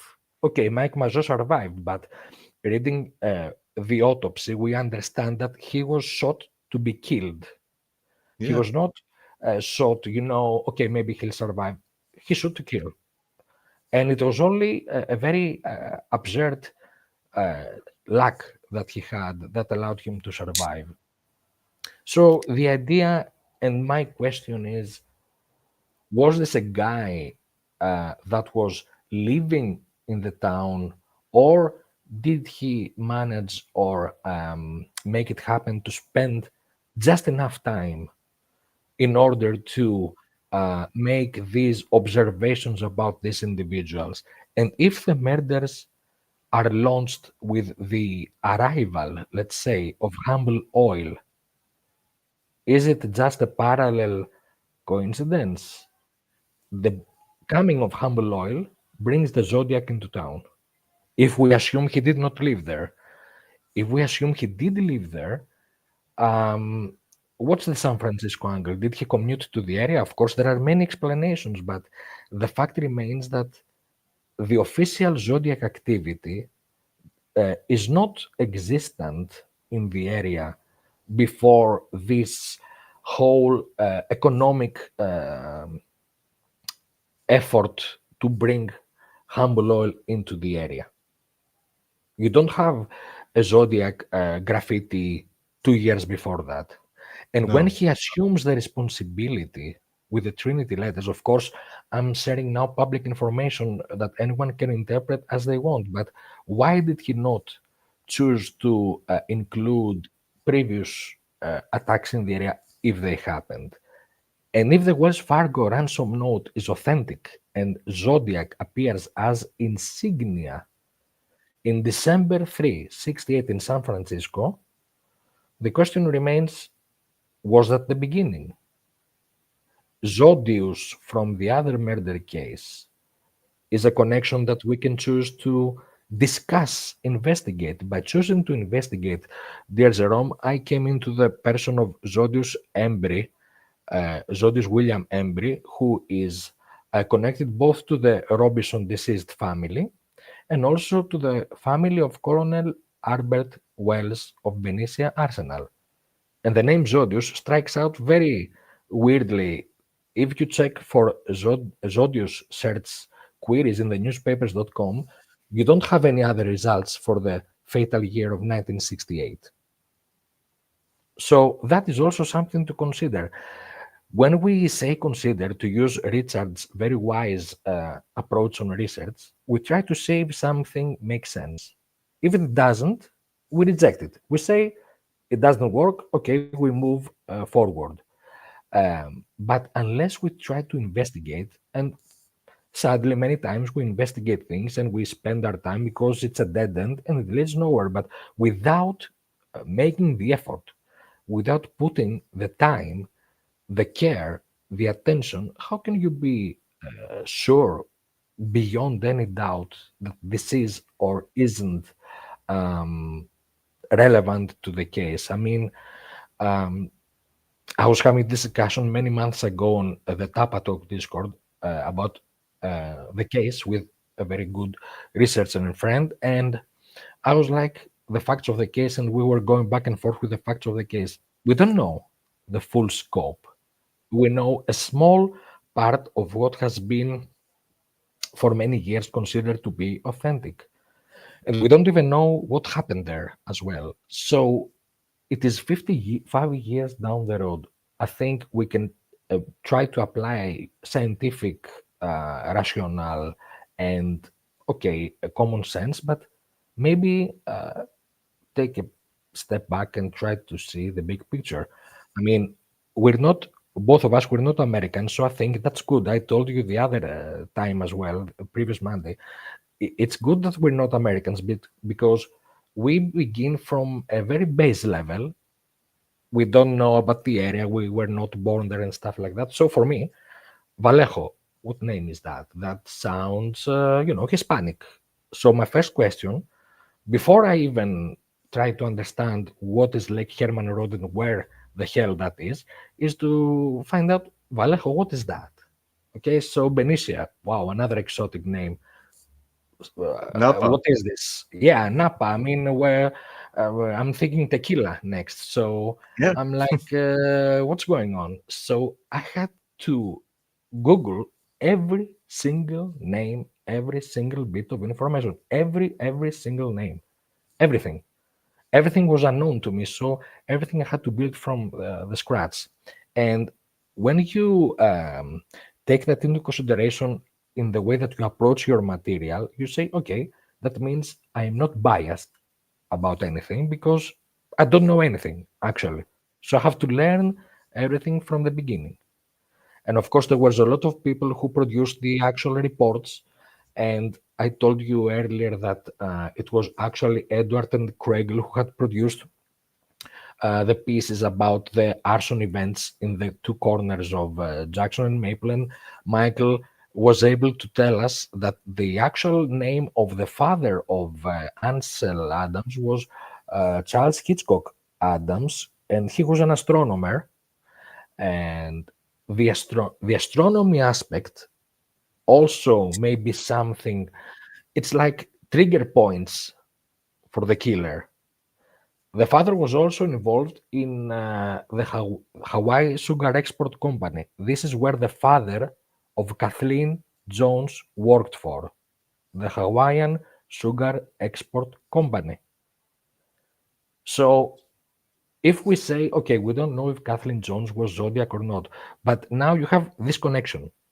You yeah, validate, let's say the method is you validate Adams because you now have a factuality between Humble Oil and the other, let's say, the famous artist, photographer, environmentalist, the humanitarian Ansel Adams. And now this guy, the artist, the photographer, the environmentalist, he's everything against this killer. So the killer, triggered by such a successful, poetic, uh, brave soul that fights for the environment out in the open with his dignity and his good name as an artist. So this killer is always in the shadows, envious, hateful. Okay, so he reaches out to these famous people because he wants a piece of the pie. He wants a piece of the notoriety, maybe. And so we say humble oil. Okay, Ansel Adams, maybe that explains Dr. Adams. But then again, Kathleen Jones, whose house was 8 minutes drive from the Ed Adams residence, her father was also into the Hawaii Sugar Export Company. And then you reconsider uh, the whole push towards the Western states. Sosa has done an excellent work on Union Iron Works, the industrial background of the U.S. steel shipyard companies, and they all lead back, dear Jerome, to the same roots in New England. Those royal aristocratic colonials that built capitalism in the beginning in the United States by essentially taking over natural resources, virgin resources for centuries, and doing their own thing. And then they push further to the west. And you have the Mexican American War, and then they push even further because they begin to build um, the new system in those western states. And then you have the Second World War, which is like the Pacific front, so the push is even more to the west. It's like a continuous drive for expansion for natural resources. And the victims of the canonical murders that point to this very close knit group of business and family in New England building capitalism on the actual or pretense. I will not be the judge of that. It's a broader historical question uh, for migrating originally for religious freedom. The Great Puritan Migration was a move to escape the persecution of the aristocrats by their own king. So, whatever the original reason was, you have the new and the also the period, the historical epoch was that of moving from feudalism into capitalism. So you have business, family again. So the more I look into it, business and family, it's like these two big things. When I try to approach a methodology for the victims, it's the same two, let's say, semantics for New England as the root of these royal ancestors. And to give you a more specific example, the relative, the ancestor of Betty Lou Jensen that leads, that opens the way to those correlations, including the correlation with Senator Gibson and the Frisbee family, etc., is Romaine Evans Hutton, a great grandfather. Now, he was active operating a mill in Juneau, Wisconsin. I apologize from the audience if I pronounce it wrongly. Same time frame, Michael Conway, not Stein's uncle, the other Michael Conway, who is the ancestor of the people living above, in the house above where the murder occurred. Von Heften Harden. There was another ancestor, Michael Conway. He was living in Juneau. He and Michael Conway of the Stein lineage both come from the same Ulster Scott Northern Ireland clan. Now, one was living in Juneau, Wisconsin. The other was living in Edgerton, Wisconsin. The historical people, the Edgerton, the brothers that gave the name to that place, worked actually for Juneau. So these two locations are named after people who did business together. Michael Conway in one, Michael Conway in the other. One Michael Conway, Betty Lou Jensen, through the Romaine Evans Hutton person operating a mill at the same time period. The other leading to Stein's uncle. I mean, it's like you have a methodology for looking for victims, and you are a psychotic, obsessive madman who finds correlations anywhere because he suffers from OCD, because he suffers from dementia, because he has issues, man. Okay, so Yeah. I'm not a psychologist. Our dear Cheryl is very good at analyzing. I will only say simply the guy had many problems. Okay, so maybe it's a guy who sees connections everywhere and wants to provide a mystical, almost metaphysical, astrological, uh, let's say, test bed for all this. And at the heart of it is murder. And the most personal motive of all, I think, dear Jerome, is revenge. Business, family, left out or feeling that you are owed a piece of the pie is motive. So, looking at places that are linked historically, looking for people who lead to newer family correlations. Is it someone who had a good close eye on the military facilities of Vallejo area, Humble Oil, or both?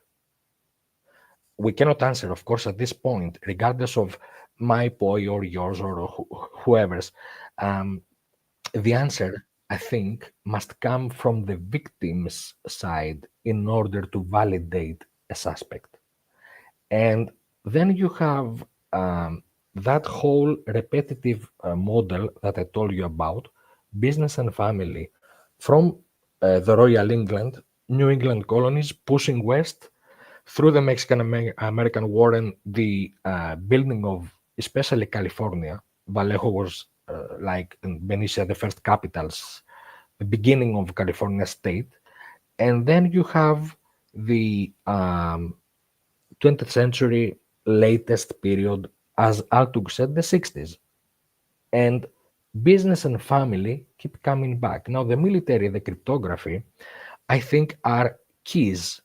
If this whole murder case is a riddle, there are keys, like the riddles themselves, that the killer has planted in order to provide a milestone of bullets for us to pick upon the way.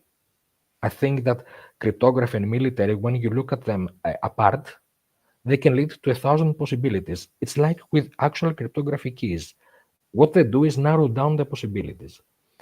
If you put them together, you have the United States Civil War, you have Union Square, you have actually the ancestor of Mike Mageau, Eliza Gray, you have essentially the birth of military cryptography. You don't have, you cannot find in previous history such a huge overlap of telegraph, ciphers, and army, and also railroad, because one particular example I was reading this morning was right after the Battle of Gettysburg.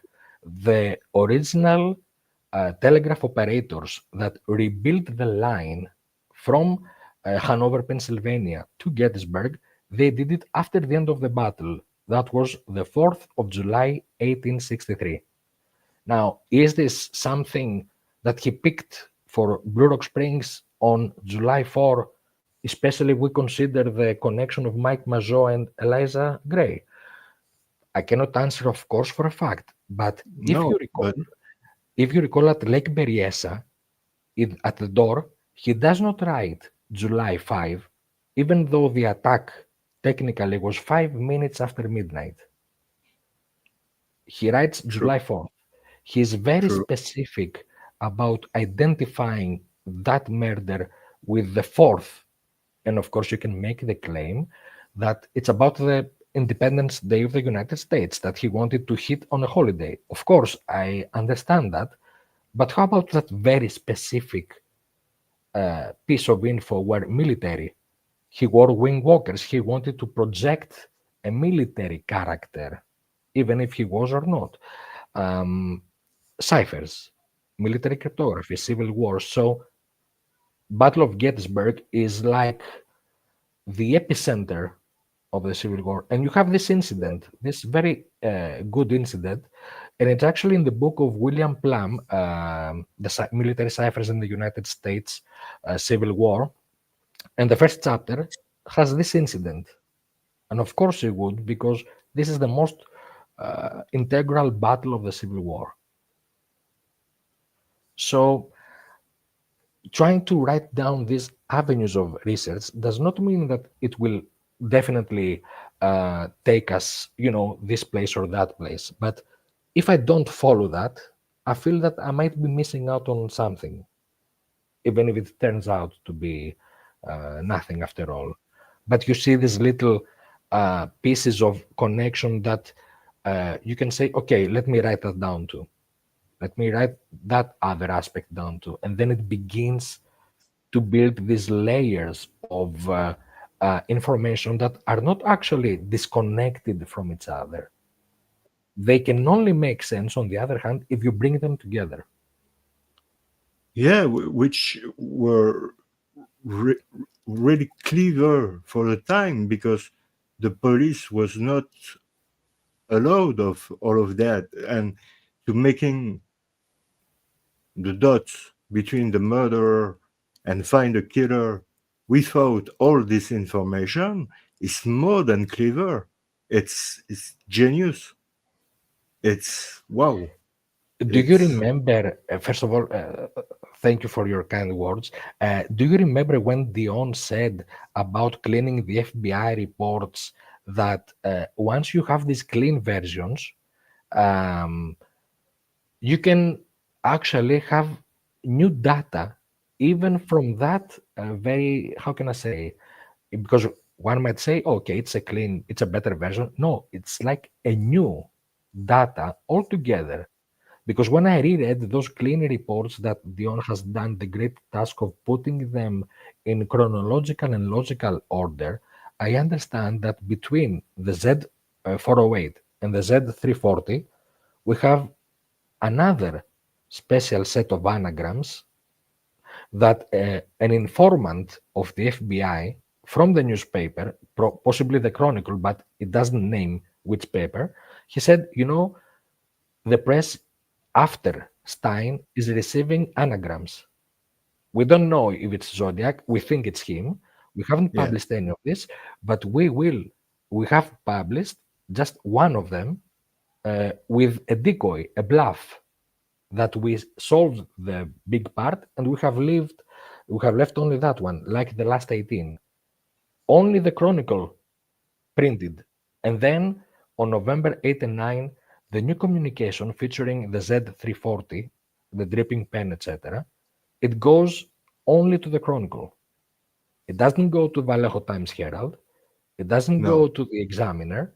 Why only that newspaper? Was it because of those anagrams? Or was it because November 8 and 9 was the anniversary of the Kristallnacht and the Chronicle was the only newspaper owned by a Jewish family? Or maybe it's both, because this is a guy who built, like many layers of obsession with numerology, numbers. If you have OCD, dates, places, names, it's like it never stops. If you have OCD, it's like that. And so why only that newspaper? He was very adamant in his July 31 communication to all letters to get front page coverage. Now, why does he change that and goes only to the Chronicle? And then you have, again, a deep historical, the Kristallnacht, the Jewish family of the SF Chronicle. And then you have the front end, which could be the practical explanation that only the Chronicle printed those anagrams. By the way, we haven't seen them yet. I don't know what they look like. I'm planning to subscribe to the Chronicle independently, but this is like new information between the first cipher, Z408, and Z340. And another piece of information that Dehan brought out for us to consider is that in the end of 69, beginning of 70, you have the Deputy District Attorney of Napa sending repeatedly to the FBI and inquiring whether the Zodiac Killer was one, or maybe there were more people involved, not necessarily for the murders, but for logistics and ciphers. The response of the FBI is inconclusive. It's not no. Now, this is huge because at the time, regardless of jurisdiction, the FBI refuses to eliminate beyond any reasonable doubt this question. And this question comes from a very high source, Deputy District Attorney of Napa County.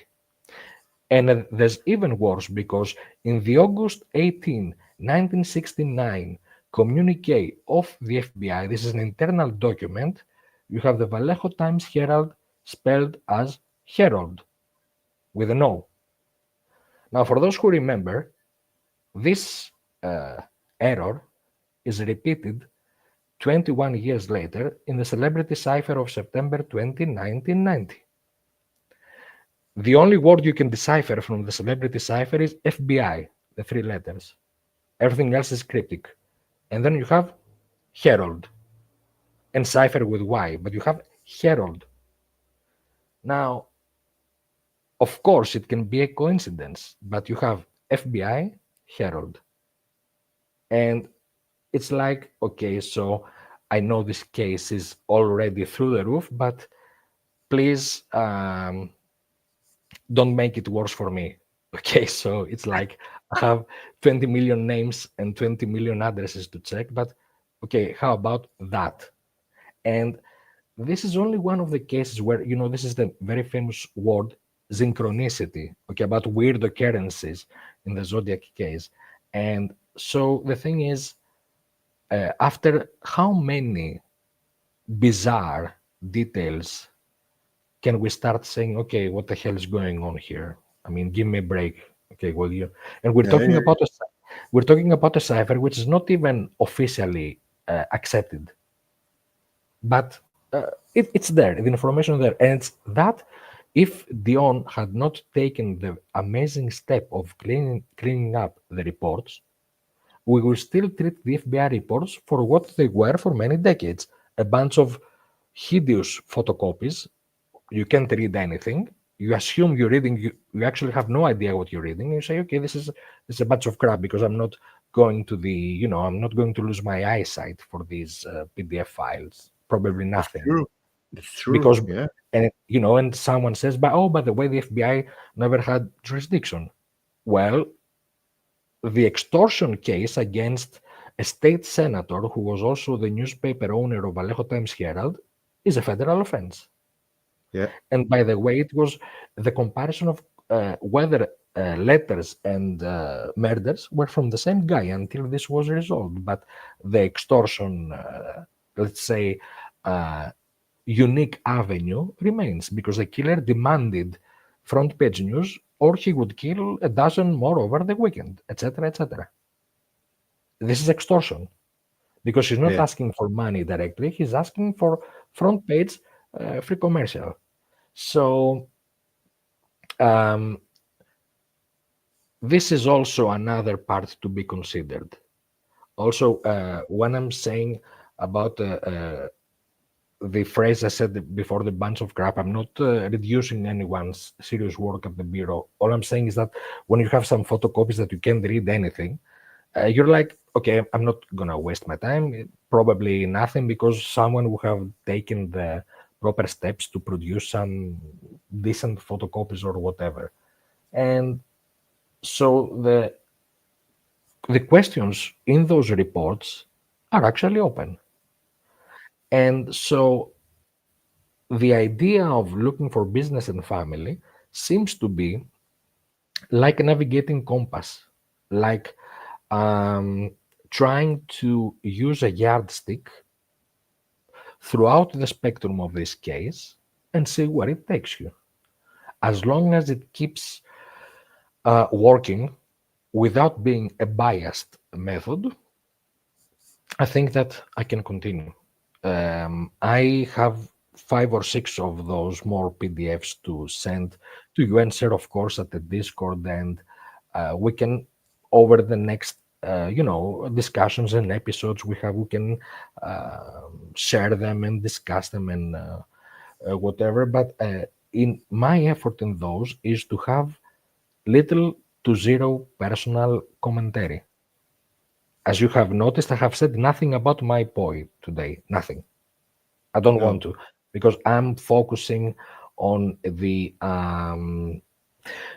need for unbiased, objective information that reflects the developments of the time, the events of the time, and connections. Now, the importance or the lack of importance of these connections and events, of course, you can understand the Diazerom. Anyone can make their own conclusions, and maybe that's better to provide the data. And guys, what do you think? What does every one of you think? Let it sink in. Think what you will about it. I mean, to do that, I had to spend 8 hours alone 8 hours to make sure that the Eliza Gray that I'm talking about was actually related to the same Gray lineage of Mike Mago. That alone was 8 hours. And then on top of that, to connect Cecilia and Shepard. So it's not like I have, how can I say, it's not like I am speaking from a luxurious point of view where I can afford the time and the effort. No. It's No. pain. It is pain. But I think that if something seems to make sense, then maybe we can take the next small step, one step at a time.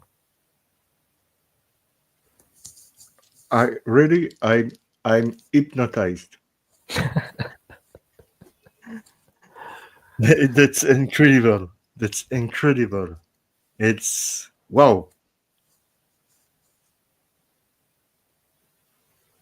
I'm so hypnotized, and I don't know what to what to say and what to asking you, I because I will tell you something so you can laugh and be amused, because when I saw what Richard wrote about life research, it was a very emotional and very logical at the same time text.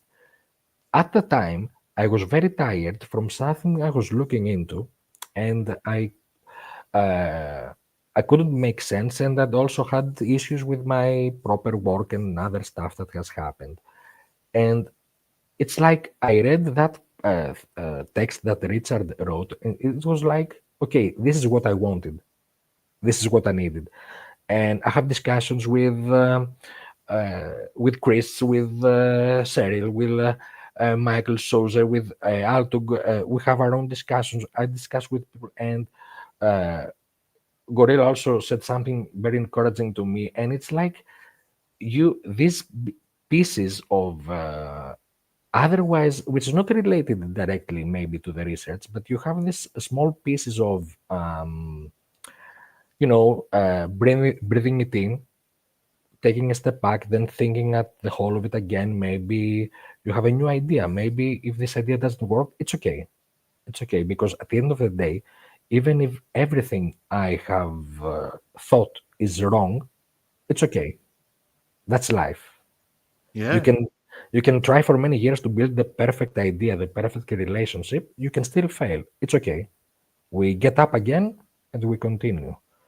yeah, But absolutely, yeah, but yeah, if we can be here and we can have a good time discussing, and maybe something is interesting, or okay, this is something that I didn't knew existed, because when we first were discussing with Susan, Michael, and Richard and Craig and Chris about the and Altug about Ed Adams and Ansel Adams, it was like, okay, so where did this Dr. Adams work? It was like trying to bring context for those names, regardless of the zodiac. It's about this guy, okay, where does he work? In order to make sense of the threatening letter or whatever, and the other murder in the area, which was 6 months before that, is it relevant or not? And these are still open questions, but now I think we have for the first time a very specific explanation about Humble Oil. First of all, why Humble Oil came to Benicia in the first place. They were kicked out, they were forced to retreat from Monterey, and Ansel Adams used his astonishing uh, reputation and purity of artistic integrity in order to say, you guys, no. And it was around that time, I think, if you look at the newspaper clippings, I'm not aware of any other incident where um, people tried to buy massively stocks of the Standard Oil of New Jersey. That's a first for me. It's like they were trying in any way possible to push both the area administration officers and the company to move out of Monterey. And when that didn't happen, they said Monterey was saved from an environmental disaster. And the argument for Benicia was that the Benicia arsenal was already there. So the industrial park, the concept of the industrial park, was to give life back to Benicia after the collapse of the arsenal. And since aviation is also a part of this, through this research, I discovered that there was actually, near the area of the murder, a small airstrip used exclusively for Yumba Industries officials and Benicia Arsenal officers.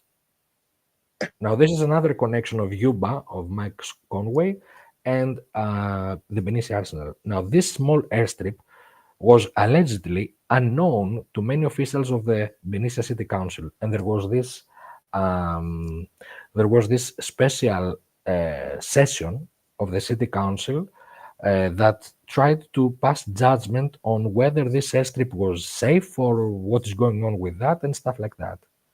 And so this aviation connection to the area of the murder was also something I didn't know. We knew that there is a shooting range, the pumping station, of course, the former arsenal itself, but the airstrip, it was new information for me. Now, whether or not that also plays into the case, of course, there's a room I cannot know, but it's one of those little details packed into that area. Wow. And in your research, do you have already made a connection with the non-canonical crime of the Zodiac, like Kerry Joe Bates, Domingo and Edwards, Ray Davis? From the point of business and family, for Domingos and Edwards, and that's a real challenge. That's a real challenge for many reasons, which are not, I don't want to tire the audience and the people who are listening to us for this, but No, business man, and family, go ahead. Go ahead. business, Roche, go. I'll It's give you one. really interesting. I'm sure that people in the chat are really, really interested by what are you explain and what you are saying. It's fascinating. Well, concerning the business liaison, I would say that the most obvious for me, the starting point was Tony Silveira Borges, the husband of Stella and mother of the other Stella who married Oliver Medeiros, because he was first active as a businessman in San Luis Obispo. Now, this is the broader area of interest for the Domingos family, and there was a very strong via lodges, associations, a very strong sense of community for the Portuguese immigrants. And it was also very active in the area. And from the get go, you can see from the newspaper clippings of the time that both Tony Silveira Borges, but also the older people of the Borges family already in the North Bay area, the overall California area, they were very public about their commitment to the Knights of Columbus and stuff like that. And so I'm trying to establish a more concrete connection between the presence of Tony S. Borges at the time and the Domingos family. By 1928, 1930, Tony Borges has moved to Vallejo, where the old guy, the old Tony Borges, was already a household name in the dairy business, along with John Frisbee and the Big Dan Foley. By the way, the parent was called Big Dan, and the son was like just Dan or Little Dan, whatever. Big Dan. So you can understand that this was a big guy. And so one thing is that. The other is the genealogy of the Portuguese community itself. And it was very interesting to see that there is a common root relative for Linda Edwards and David Faraday. Now, that common root leads directly to the King of England, Henry VIII. So both Faraday and Linda Edwards are relatives of a specific member of the Edwards family who was the uh, descendant of King Henry VIII. And if that sounds a bit over the roof, there's another murder case a bit down into Los Angeles that is even more name dropping and through the roof. But I think I think we can save that for some more tequila some other time. Let's stick to the these Like cases. you want. Like you want. So these guys were Wow. the Portuguese community was very big on farming, livestock, and dairy products. And it seems that Tony Borges tried to make a name for himself in San Luis Obispo. Now, these are still open issues for further research, but there is also another incident that happened 1 week before the murder. Very close to that area was a lake where the Boy Scouts, very similar to the Silverado camp in Lake Berryessa that David Faraday was also part of that Silverado council, and he actually had a very good position as a teenage leader. By the way, that part of Lake Berryessa after the murder was named Dave Faraday Peninsula. It was north of the Lake Berryessa crime scene, of the actual crime scene of, but close, a bit north of, Hartnell and Sepehr. So down to near to Santa Barbara, very close. If you look at the map, it's like a step up to the north. There is another lake with a Boy Scout council. Interestingly, there was also a shooting range there. And 1 week before the murder, there's a Boy Scout field trip featuring a guy whose social security ends up in the FBI file of Larry Kane. This guy was in New Jersey in the 30s, Norwegian immigrant, and he ends up being a contractor in schools in Santa Ynez, in areas and places where we know for a fact that both families were active. And this guy was also very big in the Norwegian aspect of the lodges. He was also involved in Boy Scout trips and camps. He accompanied these kids to the area, and his social security is part. The reason we know his name is because it ended up as a social security for Larry Kane. Now, Larry Kane, at the time, in 62, is his earliest appearance in Oakland. There's also an arrest of his decade-long associate. So the question is, why and who thought that this was the social security of Larry Kane? Larry Kane was notorious for using multiple social securities. And so there's a question there for you. And Larry Kane was also, at the time, having a front company with materials pertaining to aluminum and construction. So these are further areas to inquire. Now, you will remember from the case that it was alleged that ammunition may or may not be related to the Vandenberg Air Force Base, which was the older Camp Cook in the 40s. This relates to the previous murder case I was alluding to. Yeah. Now, the Edwards family, that part of the Edwards family, was associated with also another family who were officers at the camp. And there was a party attended by Linda Edwards with other female friends. And there was another friend with a name Hightower. This is the family of Darlene's mother.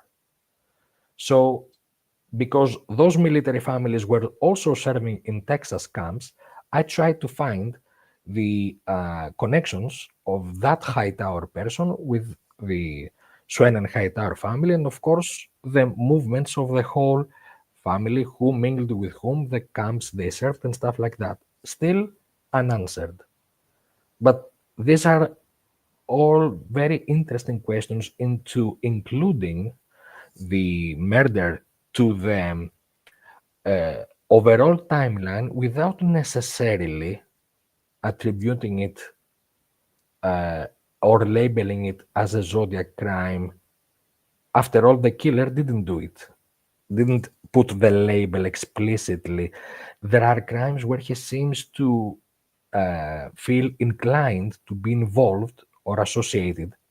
You know, the Riverside activity for series of baits and stuff like that. So, since this is a guy who was never honest, I guess, it's very difficult to pass judgment. And so you can say, okay, let me look into it, put it in the big picture, and see what I can find in terms of business and family. That's how I try to approach each different scenario. Because if you have the same method for everything, at least you can say, I'm making honest research. That's true. That's true. That's amazing. That's a premiere. Really, it's a premiere because I never heard. I never heard that before it's the first time, I mean, in live, because I was a little bit aware on Discord, but it's the first time that I heard everything you are explaining, and it's huge. Really, it's huge. I'm wonder about my own research if I was not completely wrong from the beginning, because with your explanation, there is so much, and this is not speculation. This is data. This is real It is data. it is data. There is still a lot of things to look into, but you see, the Yeah, yeah, problem, dear Jerome, is that if we are talking about a psychopathic stalker, a predator, yeah, we are talking about someone who maybe over the course of decades was building his obsessions. So yeah, imagine you and me and everybody else doing research. What we are essentially trying to do, we are trying to catch up and to compress decades, possibly decades of obsession into a short, narrow time frame of research. And that without discussing, the potential errors, the avenues that may or may not take place, and stuff like that. So, even if everything we research is correct, we are still trying to compress decades into a very short time frame that we can discuss, that we can meet for panels. I believe, I believe, I don't want to say I strongly believe, but I am of the opinion that the predator element is evident from his need to keep writing. He kept writing letters. No matter how many letters we say are, legitimate, his letters were more than the murders that he took responsibility from.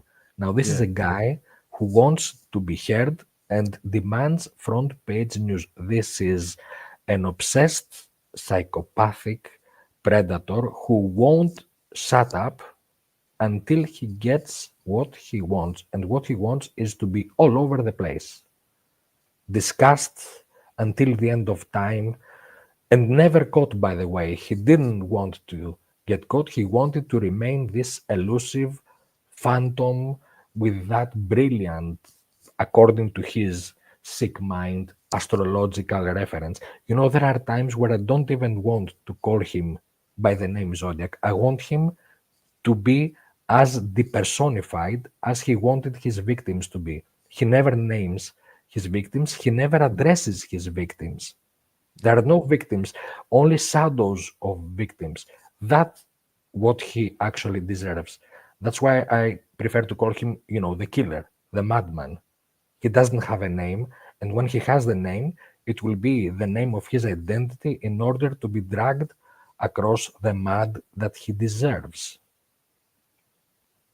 That's the only thing he deserves. He deserves to be discussed for all eternity like the lunatic, obsessive, psychopathic murderer that he was.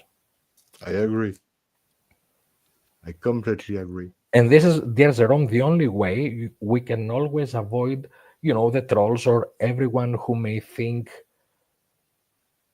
unfortunately, you remember from the Ted Bundy trial and from the Net Stalker trial that these people had groupies.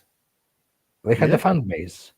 yeah, So that's crazy, but yeah, that's true. Yeah, the only way we can avoid that is to keep treating that ghost of a killer for what he is. He yeah, was total uh, humanoid scum. And of course, there's always the clemency for humanity that everyone deserves, a lawyer and defense and the rights of. Of course, I'm not saying that if there was a trial, he wouldn't have a lawyer. I'm not saying that. But what I'm saying is that no, no, no. he needs to be treated like the undignified destroyer of families. If the motive is true, and we're talking about business and family, what he tried to do is not just to kill people, he tried to destroy families. Yeah, it's a family annihilator. in a way. I'm glad that we have Cheryl at the audience, I can say. And hi to Cheryl and to everyone else, of Oh, course. hi, Cheryl. I didn't salute anyone. Yeah, Good evening to everyone. Thanks for being with us. yeah. Thank you very much to being with us and to stay with us from 2 hour and 30 minutes for now. Thank you very much. I really appreciate that you stay with us and you consider to watching the show every week and you pay attention to the incredible guests I have each week. And this time, Shake, you blew my mind, my friend. You blew my mind. Really, I'm Thank wow. you. I just hope that we can have this, as an inspiration to discuss further and have more drive and enthusiasm Yeah, and facts for our upcoming panels. I think that's the best satisfaction, that you can feel that you're part of a research group that actually tries to do something good. And in the meantime, we can be polite, we can have a joke, and we can um, try also to yeah. blow off some of the steam of the daily life troubles that we all unavoidably have. And I'm very proud to be part of your panel. And I'm sure that your father has every reason to be proud of you, because you're doing a very genuine and valuable and very good hearted effort. And I love that. Thank you very much, my friend. Thank you very much. I really appreciate that. Thank you very much. And you too. I see that you have a really beautiful soul. You do that from your heart. You do that for justice. You don't do that for money or for fame or for anything anything like that. You do that for the seeking of the truth and for the victim families, which is really, really important. And this is people like you that I love, because you Thank you. you are Thank you. if there were more people like you in the world would be really better, really. Uh, you know that recently I had very bad news about something, if you remember, that I had told you, a loss. Now, Yeah, imagine I'm feeling the distress and the pain, and it was, natural. So imagine for these people to go through the motions and having, on the other hand, someone who has not been arrested taunting for years, and having these hieroglyphics like a legacy, along with a bunch of letters, Japanese opera, and oh, maybe some buttons here. On this is a map with a bomb. Now, this is a guy who is doing murderous prank at everyone's expense. exactly. So I think it's a very good idea to debunk that psychopathic, idiotic, murderous thug once and for all. It is. And I think we can do that in a way that proves that we, as a whole, we can do better. We're better than that. I think it's also a battle against nihilism. Yeah, It's a battle against being nihilist. It's a battle against saying, "Oh, it doesn't. Nothing makes a difference." It's a battle against that, because he would enjoy the nihilism. He would oh yeah, enjoy the the laziness of saying, "Okay, a few murders happened. Who cares?" You know. yeah, I see. Yeah, And I think we will have many great things also to discuss in the future. Now, with your kind permission, since it's almost 2 a.m. here, uh, if I yeah. have your permission, I think I will thank you for your fabulous hospitality. I will also thank the people who were with us all this time. And I promise that we will continue on next Monday with even more discussion and even more PowerPoints. Yeah, excellent, excellent. And you don't have to ask my permission. You do what you want.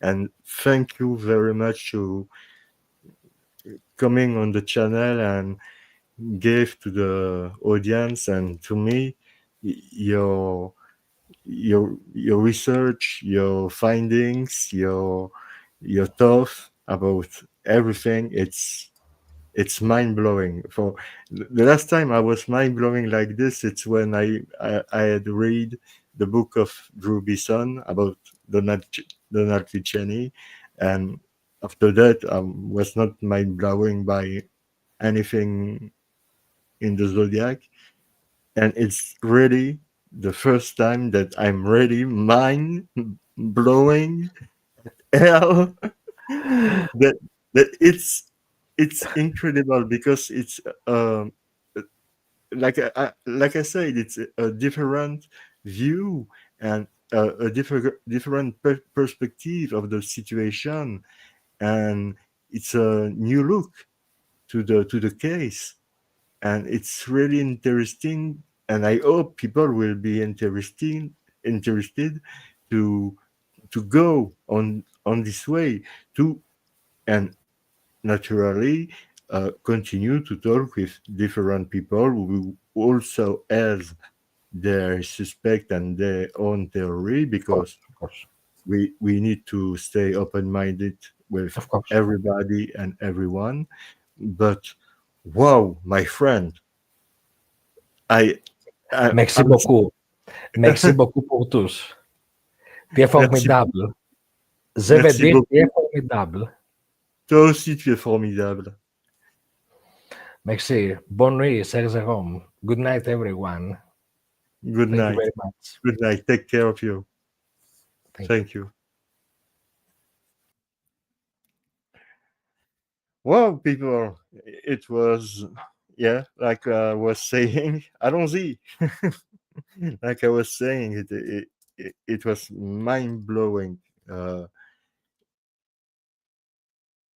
Jake is incredible. I mean, his research are deep. It's really hard work. It's wow. I don't know what you think about that, but when we will see the show, if you are not watching now the show, I'm talking about Ned. Uh, I see.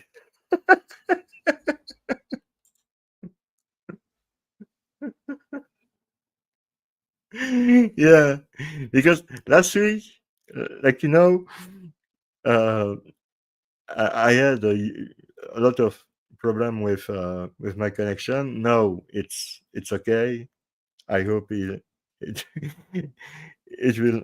I will not have any problem with my connection. But yeah, it was Cheryl, the host of the show, and thank you for that, Cheryl. Thank you very much for that. You are really lovely, and you were. I have rewatched the show because I never rewatch my own show, it, because it doesn't matter about me. I don't care about myself, but for the first time, I've rewatched the show that I missed because I was trying to find a solution to to connect myself to the show, but there was no way. There was a lot of issue, and I think now it's it's okay.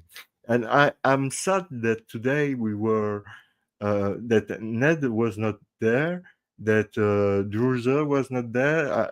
Cheryl, I was really sad that you were not there. That Meg was supposed to coming on, and Goria was supposed to coming on too, and they didn't. But I don't blame them at all. That's maybe they have something to do not say interesting, but more important. And I would like to say you again, thank you very much for all your support. We are now to 1,000 and I think almost 400 subscriber on the channel. So it's incredible because at the beginning I had 27 people and I was happy with that. I was really happy because it means that 27 people are listening to me.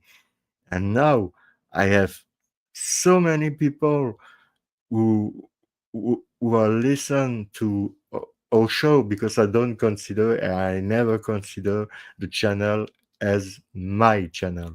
It's our channel.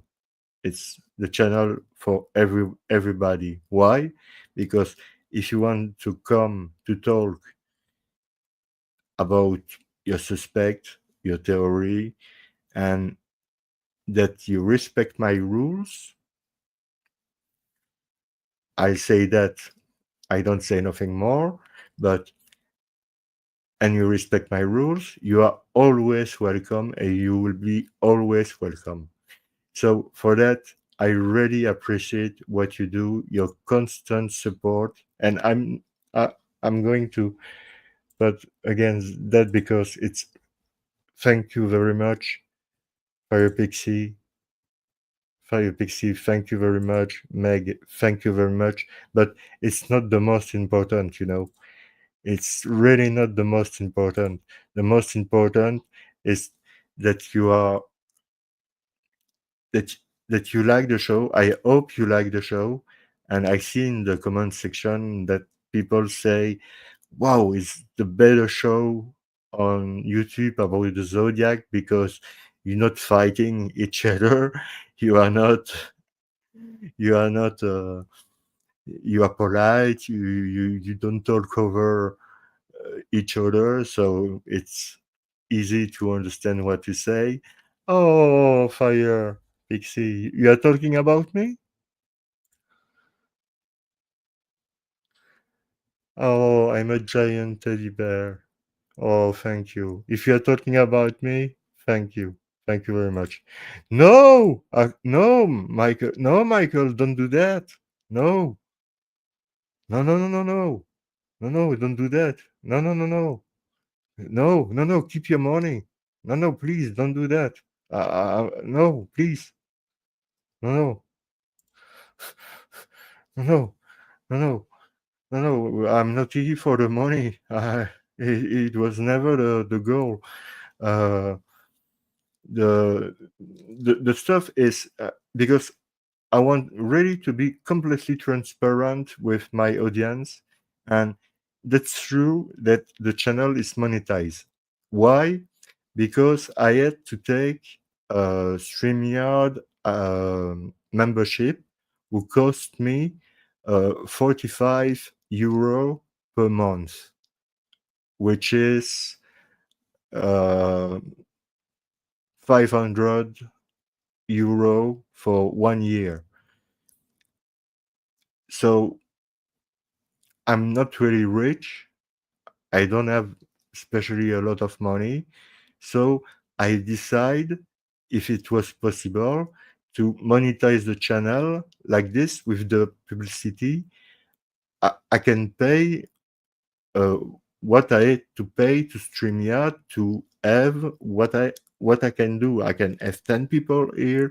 I can do a lot of stuff that I cannot do if I don't have a StreamYard account. I can just, for example, I can just make 20 hours per month if I don't have a membership. Here, if I want to stay 44 hours now or 74 or 100 hours, I can do that.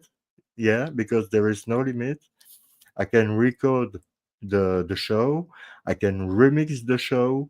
I can uh, I can do a lot of things. So it was important for me that for you have a nice and a beautiful place plus an interesting panel of discussion. So I had decided to monetize the channel to have the money of the publicity to pay the StreamYard account. It's only that. Last, uh, I'm going to show you next week.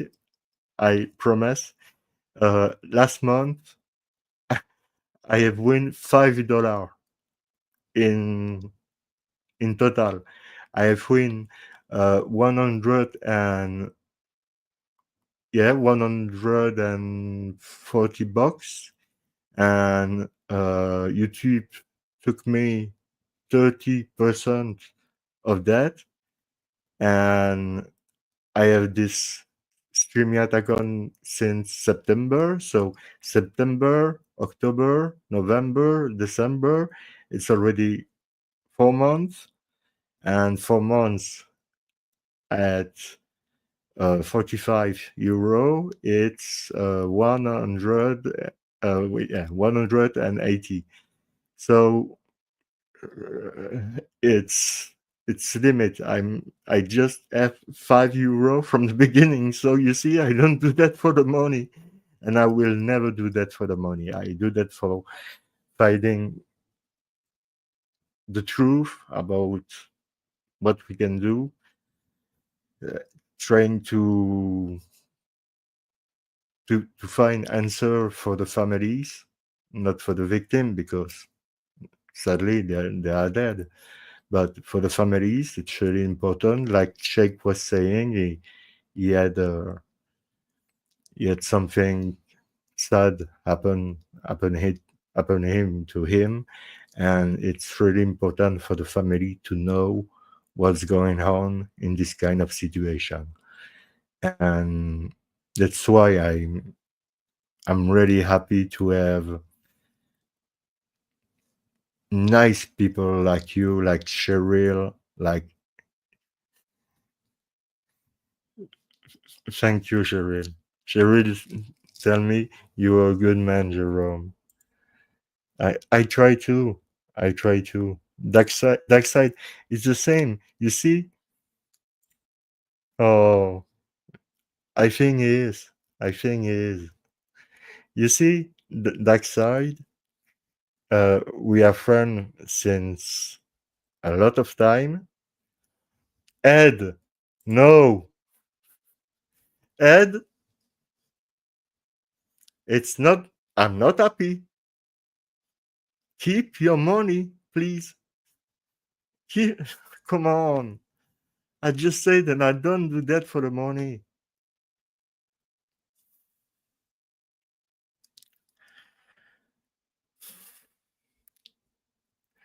Oh, a sexy giant teddy bear. Oh, fire pixie. Oh, oh, Meg. Hey, don't make me cry. Come on. Come on. Yeah, I was talking about Dark Side. Dark Side. Uh, she's she's a woman. I will not say her name because I don't know if she's agree, but we know each other since a lot of time, and we were at the beginning on the Stephen Avery case, the case of Teresa Halbach and Brendan Dassey making a murderer or convicting a murderer. It depends. Everything is good. And at the beginning, Darkseid was for Stephen and Brendan innocence. She believed in Stephen's and Brendan's innocence, and now she has changed her mind, but it doesn't change anything for me. We stay the same. We stay friends, and she changed her opinion. Me, I don't have changed my opinion. She had a reason. I have mine. And I envy her to talk about why she had changed her mind about all of that. And when she will be free, we will do a show with Darkside to give her, to tell her, no, for her to telling you why she had changed her mind. I try to do my best, My English is not my first language, so Ed, it's thank you very much, but it's really I really appreciate it, but come on. I'm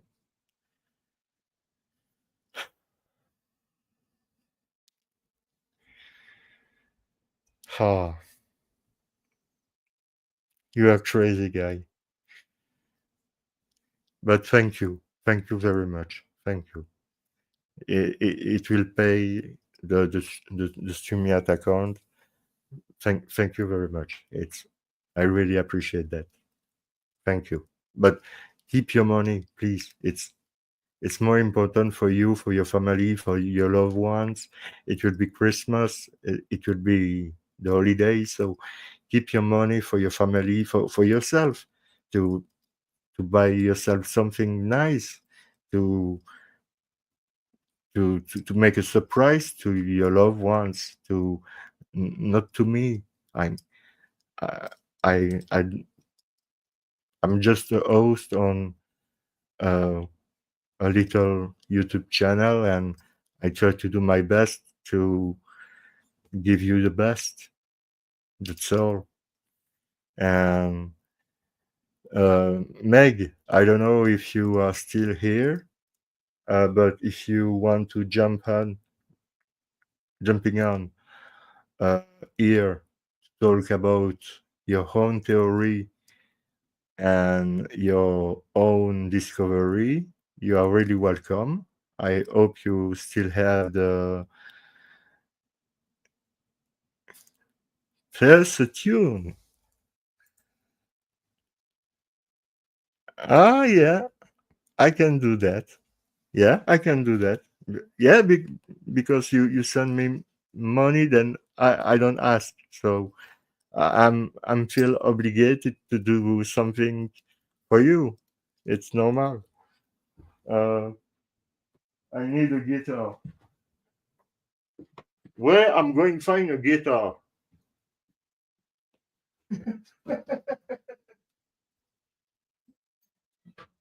Hey, come on. I'm taking this one. I will not take an electric. No, I will not. Yeah, death metal. After that. Okay. Okay. I'm going to. You love Nirvana? Oh, I can do Nirvana. Yeah, I can play Nirvana. There is no problem. But maybe I will have some problem with the copyright. But I need to fire. Stop. Fire Pixie.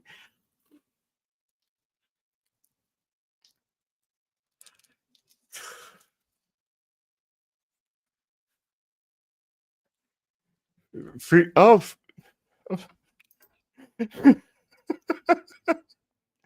Stop. Freebird. Oh yeah, but just with one guitar, it's not really nice. Enter Sandman, yeah, or Honey Pink Floyd, yeah. Wait a second, I need to adjust myself.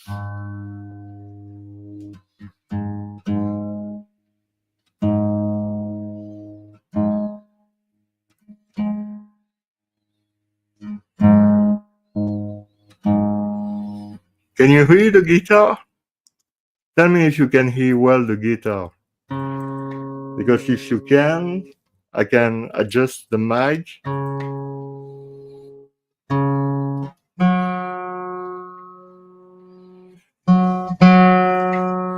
Yeah? Sounds good? Yeah?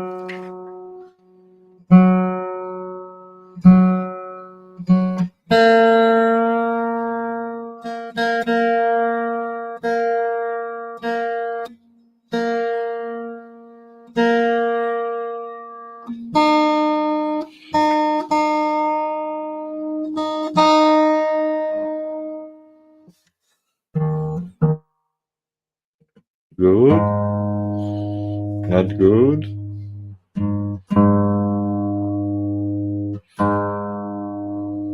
I'm sorry, I need to adjust.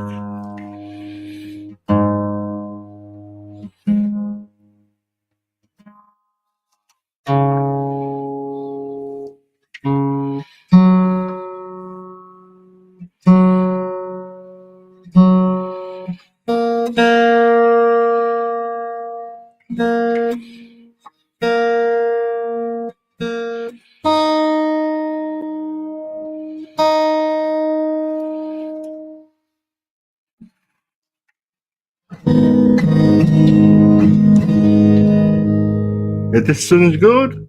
Tell me if it sounds good.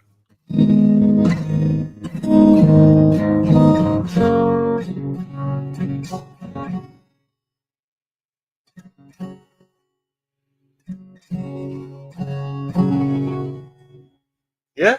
Right? Oh, so I will make a little medley. Yeah? I drink something.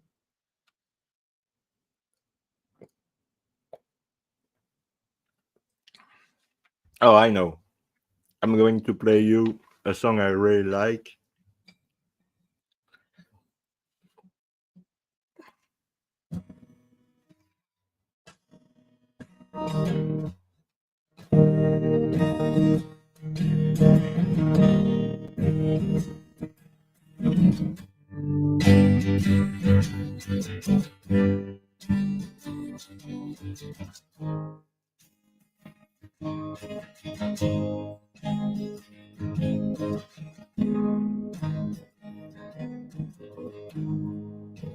When you have before,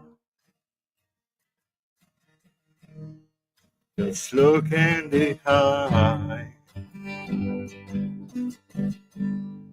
You float like a father. You makes me cry.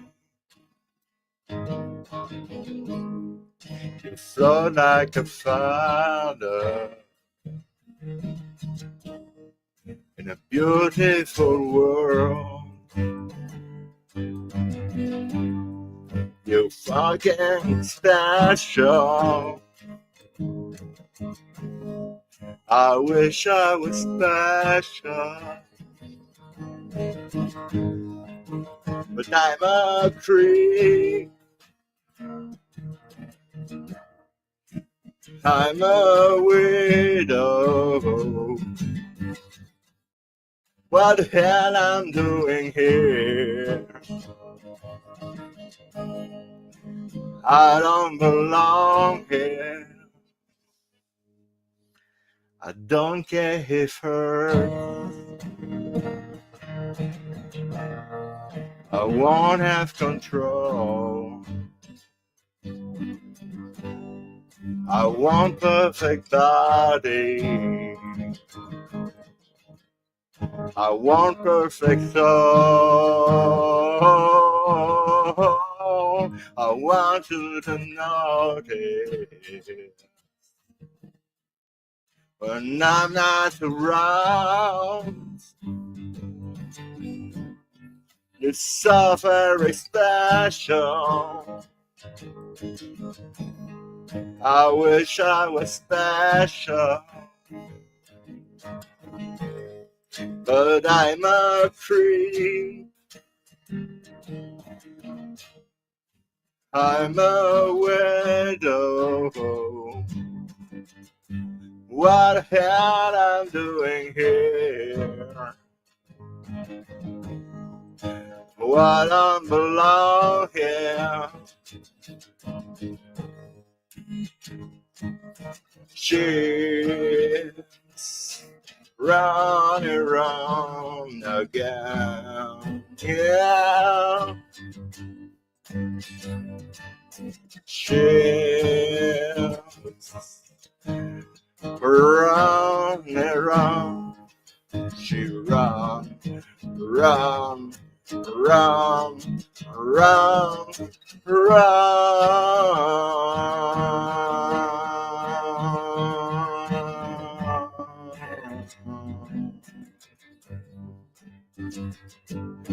run.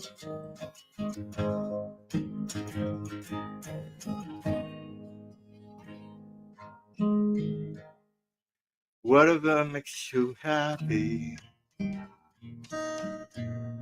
whatever you want. I wish I was special,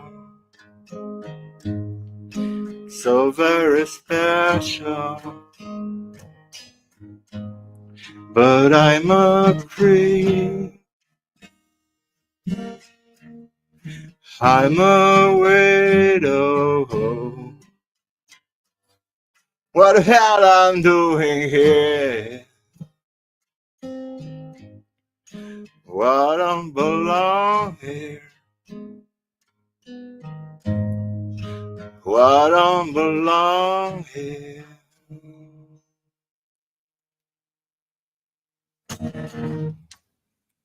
Ladies and gentlemen, it was Jerome.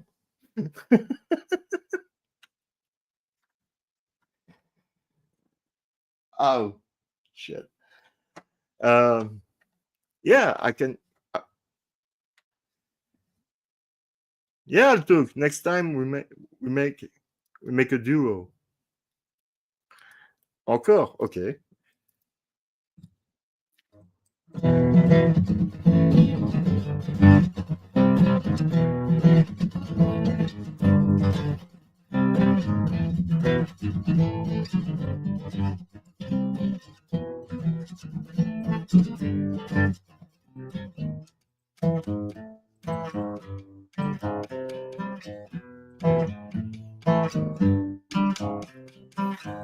Load up on guns and bring your friends. It's fun to lose and to pretend she's overboard. Instead of the shirt, I know, hello, your dirty room. Hello, hello, hello, hello, hello, hello, hello, hello, hello, hello. Hello, hello, hello, hello, hello, hello, doubts, it's just dangerous, carry on now, hate the dance, welcome stupid, hate the dangerous, carry on now, hate the dangerous, one more lotto, one more one mosquito, my libido, yeah.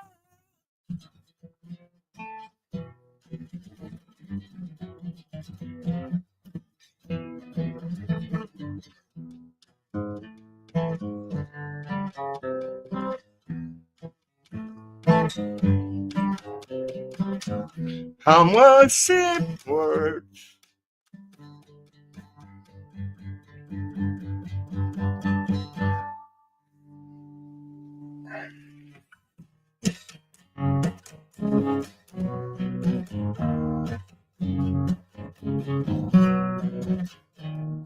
But it wants a cracker. She just wants more food. I won't let the task her. She just wants food. Isn't me, haven't seen. Let me clear the way. Let me take a round at yourself once a month. At myself, God's on road, heaven told from a few, heaven through. Let me take a round at yourself once a month. At myself.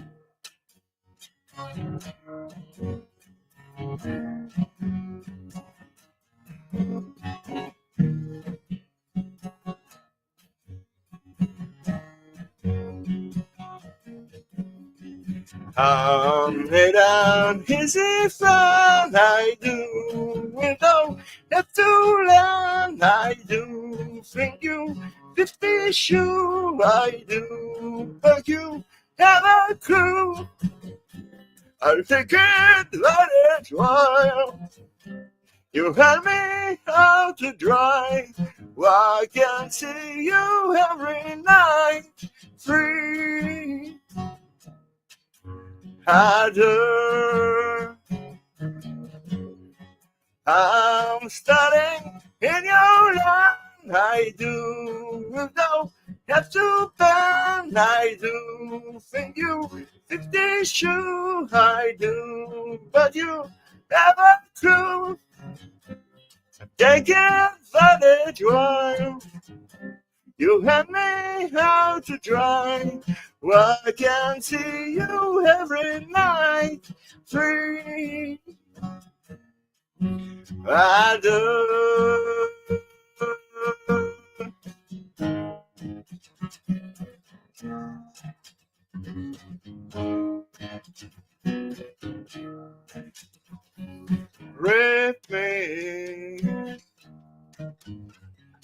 Rape me, my friend. Rape me again. I'm not the only one. Oh, I'm not the only one. Oh, I'm not the only one.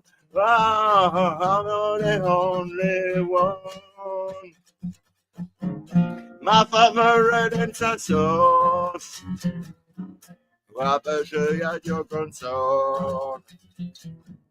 Appreciate your concern. Always take and burn.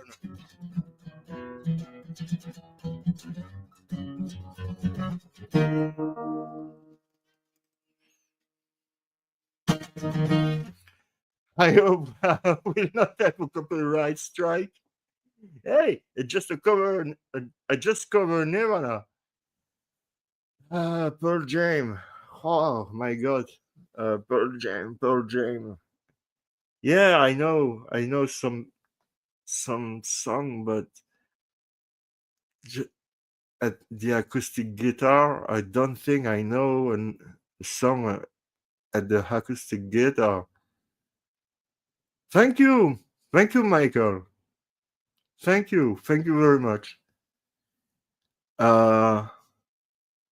Black, no, no, not this one. Oh,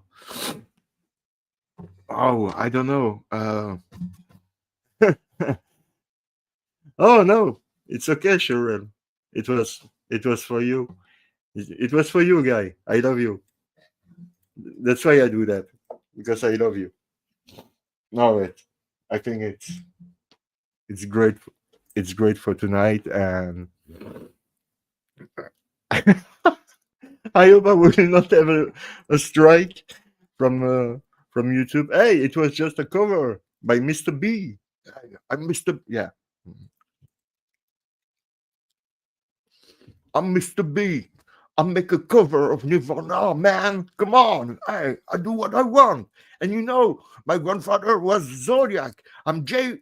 Yeah, I'm Jerome. I'm Jay. And my grandfather was the Zodiac. So, you know, I was completely, well, because I am crazy. So, no, no. I'm joking about Jay Foy, but it's not good to to doing that. This guy is. It's sad. It's sad for him that he's thinking that Richard Hoffman was his own grandfather was Z. It's sad, but I don't know where he come from this conclusion that Z was that Hoffman was Z. I don't ever understand his way of thinking, but whatever. So, um, I Dark Side. I don't know if you do want the show with me this week or this weekend. If you want to, we can do that, or maybe after the new year. And oh yeah, every cozy Richard McAdam. It's good night from him, and it's good night from me, as Eric Cozy used to say. Eric Cozy, if you don't have no Eric Cozy, is still in the link in the channel. This is Eric Cozy on Making a Murderer, Richard McAdam, who passed away in 2020. He was like my best friend. That's because of him I'm here today. It's because of him, because he asked me at the time we were talking about making a murderer, and he told me because I was in the chat. He was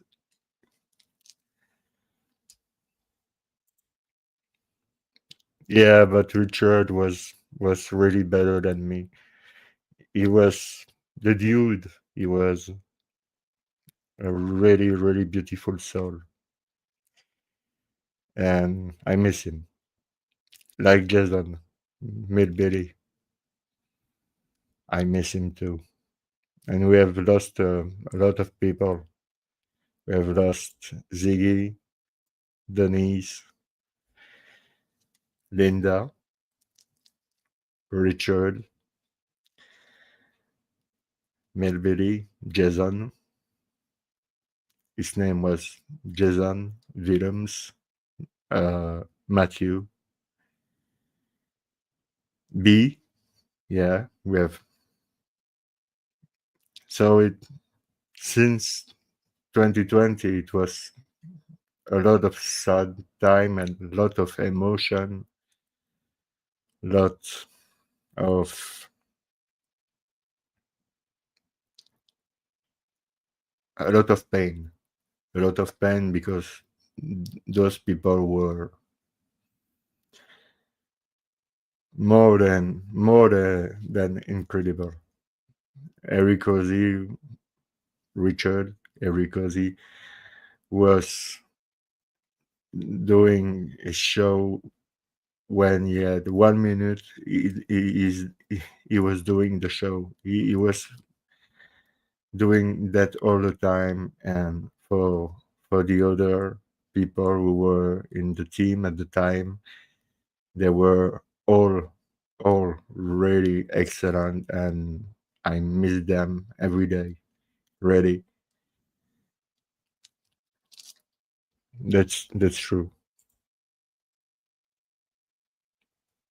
That's true. And I hope then that they are proud of me.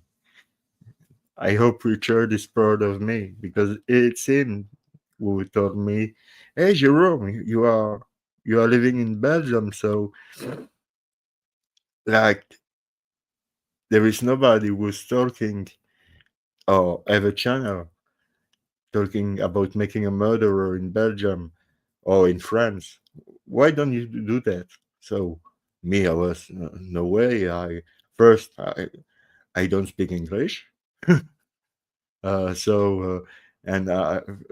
yeah, okay. So I will try to do that, and I will try to in French. I will try to do that in French, but in French, people was not interested. So I had to, yeah, I had to learn English, practice English with Sharon. Remember Sharon? Sharon Young? We Are Their Voices. She is a good teacher. She is a really, really good teacher. She's my sister. I love her. And if you see that, Sharon, I love you. And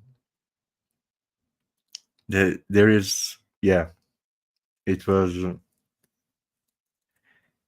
a time where we were also a team of a lot of people. There were like a lot of team, a lot of drama, like always. It's like this. Here there is not lot of drama, so it's okay. I'm fine. And to be completely transparent, to answer to Jeff and Melissa, I'm going to take care about what I'm saying, but because it's not, I will not say it's not your business, but it's a little bit private, so I don't want to talking and don't let them to respond to me. So I just want to say that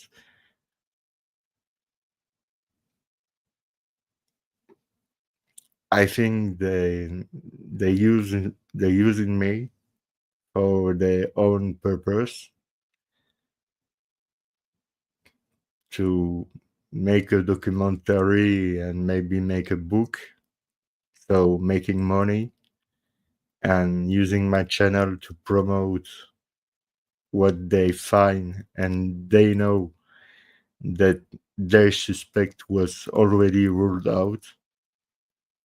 So I don't think it's fair to do that to me, because me, I'm really open-minded.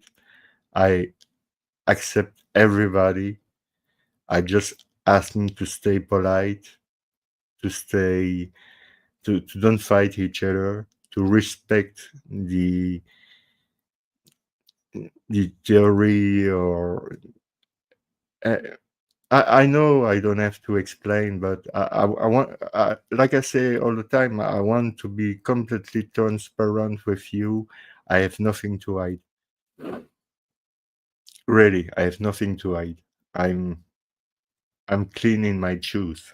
I'm good in my shoes. I have nothing to hide, and I feel betrayed because I gave them the opportunity. Yeah, it's maybe not an opportunity because it's really a small channel here, but I give them this opportunity to talk about their suspect, and there was no problem with that. And I have no problem with their suspect, and I have no problem with their theory. This is not the point. The point is that people told me they were preparing, they were on a documentary and maybe a book, and everything to make money and using my channel to make their own publicity. I really don't have appreciate that. Really don't. Because me, I'm myself. I stay myself from the beginning, and I always be myself. I will not change. Never. If someday I change, punch me. Uh, punch me. But no, to be to be to be frank with you, it's I was disappointed, and I am disappointed because I like Melissa and Jeff. I have nothing against them, but on my understanding, they've played with me. So, and I don't half appreciate that, not at all. But let's say that I'm wrong, and what I heard was wrong. It will be really surprising because the people who had explained me that I really trust them, and they are really good friends. So I don't think they have lied to me because I I don't see any reason. So, but voila, voila. So thank you very much. It was a great night. It's only 3 hours and 20 minutes. Oh, it was a little show today. It was really a little show. So we will maybe doing something during uh, the week with Dark Side about making a murderer to know why she had changed her mind about the situation, and you will not see any fight or any anger or anything. She has the right to think by herself, and I encourage you to think by yourself. To don't believe what people say. Like Shake was doing, he's doing his own research. Have you seen that? Wow! I was completely hypnotized by what he did. And thank you, Ed. Thank you, Meg. Meg, you sure you don't want to come now to talking about your person of interest and your theory? Because your what you sent me was really interesting. But if you're not in, if it's not this week, it could be next week. There is no problem with that. There is never no problem with anything.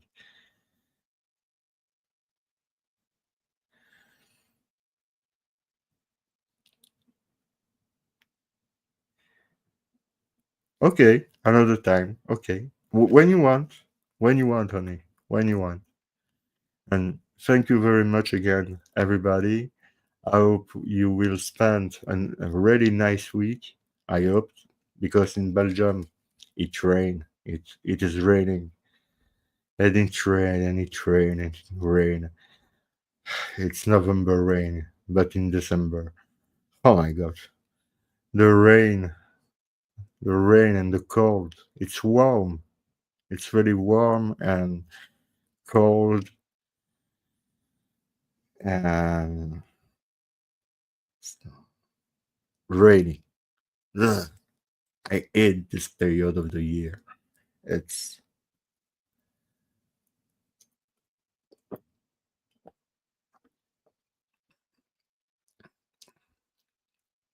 where are you located, Fire Pixie?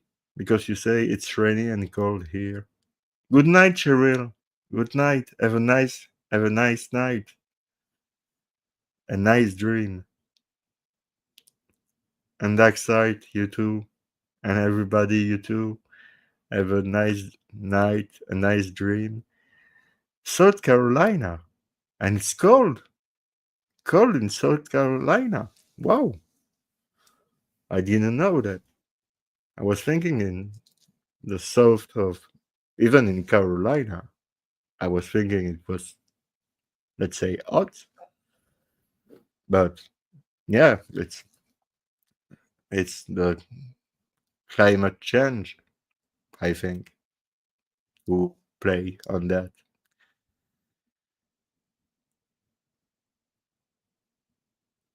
And Edwards were you are from West Virginia, like Ned. 27 Fahrenheit last night. 27 Fahrenheit.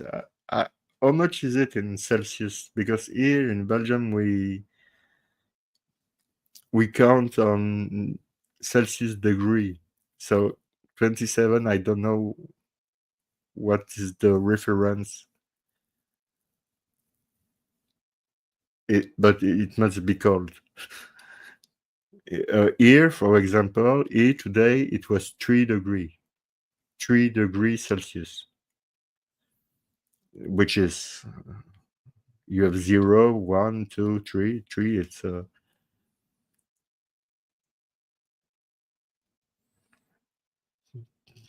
called up. Even I know Altug. Even in Turkey, in Greece, it is raining.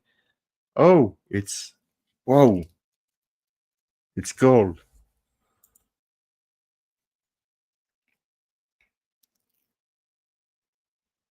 It's negative. 2.0 negative. Whoa. Not yet, but soon. Soon it will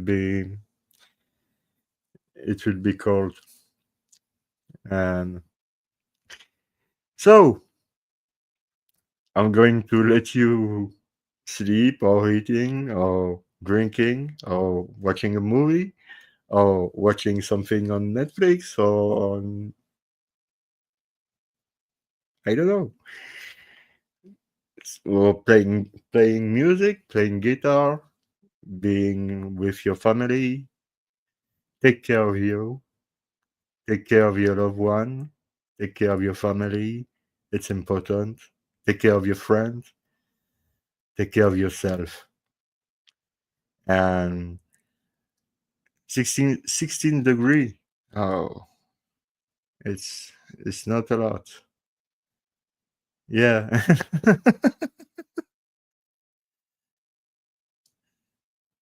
Altuk told me my fridge is set at 3 degrees Celsius. He. Netflix and chill. Hey, I don't know if we have the same Netflix because it changed in different country, but if I can recommend you a movie that I have seen 3 days ago and I really liked, the name was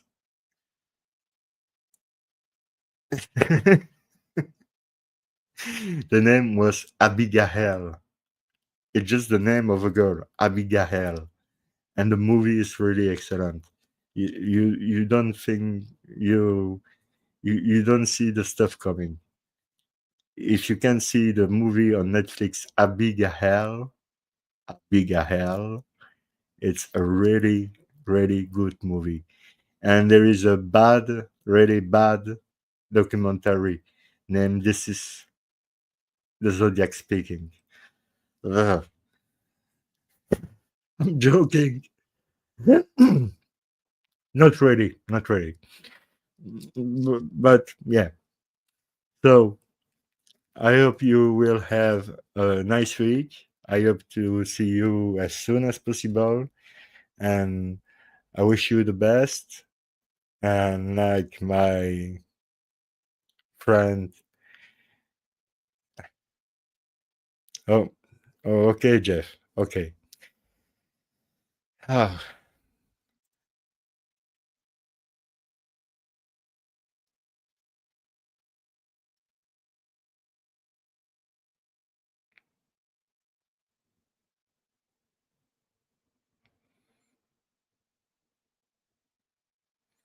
yeah, I have asking your wife if I can have the first copy of the book, but I was thinking the book was for free.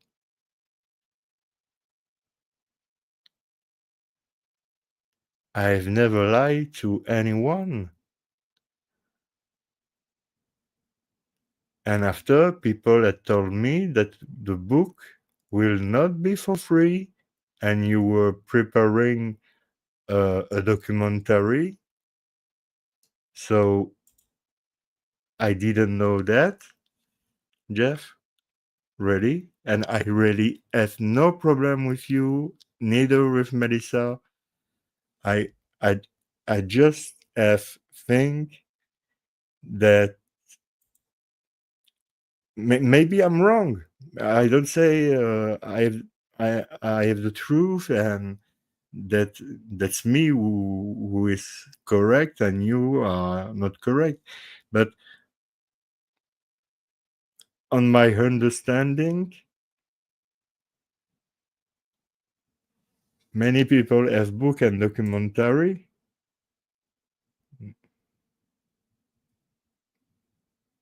Uh, yeah. So what? Yeah, I give you the benefit of the doubt. Yeah, yeah, yeah. I give you the benefit of the doubt. There is no problem. But the thing is that, like I explained since hour and hour, this channel is not to promoting anything. Never. I never promote anything. I don't promote books or documentary or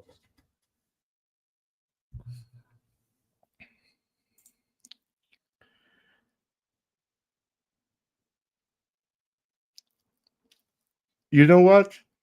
We will do a show together with you and Melissa, you, Melissa, and we will talk about that. Okay?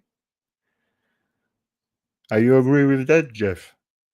Like that, you can you will can say that I'm fair. I'm fair with you. I'm going to. It's fair. That's fair. So okay, I'm. I will. Okay, there is no problem. No, there is zero problem.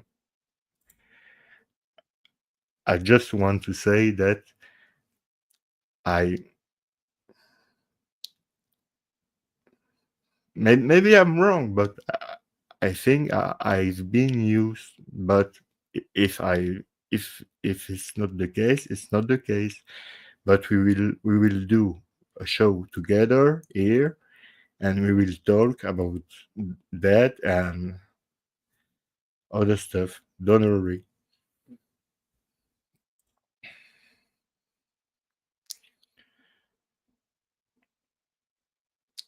Have a good night too, and have a good night to Melissa. And like I say, I have nothing against you. I have nothing against anyone, anybody.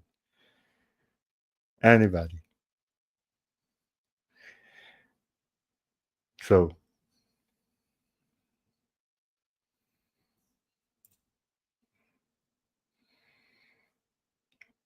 oh yeah, yeah, yeah. Me, I have no problem with anyone.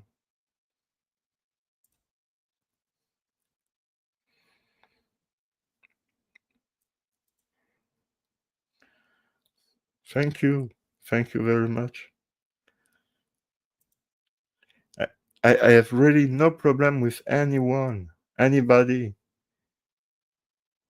But sometimes, like I say, in the community, there is, let's say, some drama. Sometimes this is because a misunderstanding. Sometimes it's because something else. I know what I'm talking about. I'm doing that since now 7th year.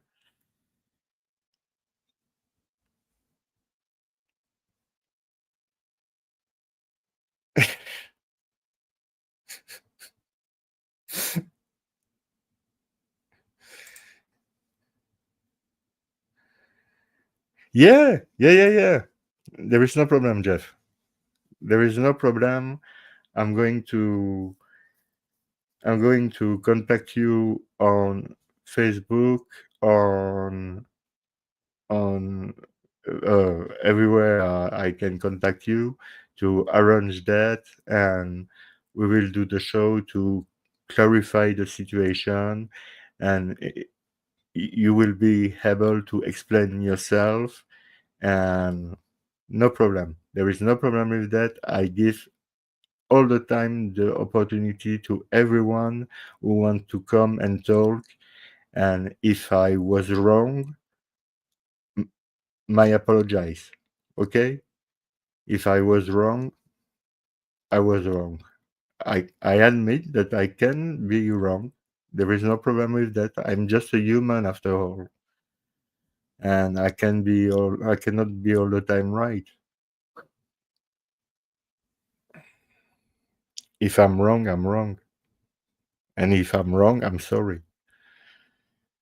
So don't worry, we will have a chat here on this channel. I hope people will watch the show to understand what was going on and what I hope it will not create other drama, really, because if it's to doing a show to create other drama with other people, oh no, please, please no, I don't do that for that.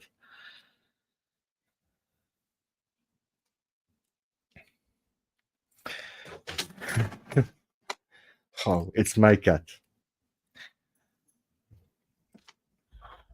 Moby, come on. It's Moby. Moby, like the singer.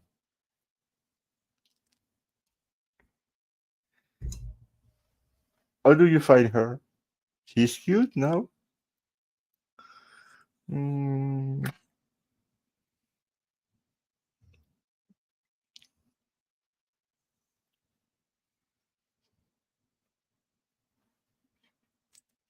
yeah, Jeff. Yeah, yeah. There is no problem. We will do that. You see, there is a lot of people watching you. Say hello. Hello, Kitty. Hello, Moby. Hello, Moby. Come on, bisou. She, yes, because she's talking French. She's not talking English. So I need to talk to her in French. Moby, my bisou. But she's lovely. She's my baby. What's her name? Moby. Moby. Like the singer.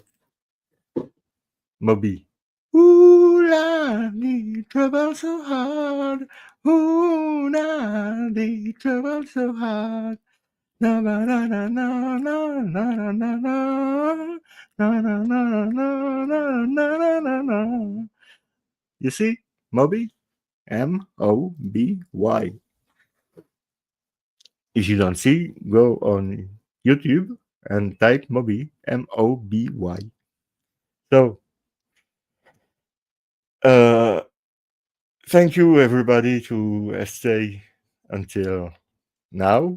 It must be late for a lot of people. Um, I'm I'm I'm sorry if it was too late, too much. If I've talked too much, because you take on your own time to see what I do, and it's really important to me to try to give you the best because you deserve the best.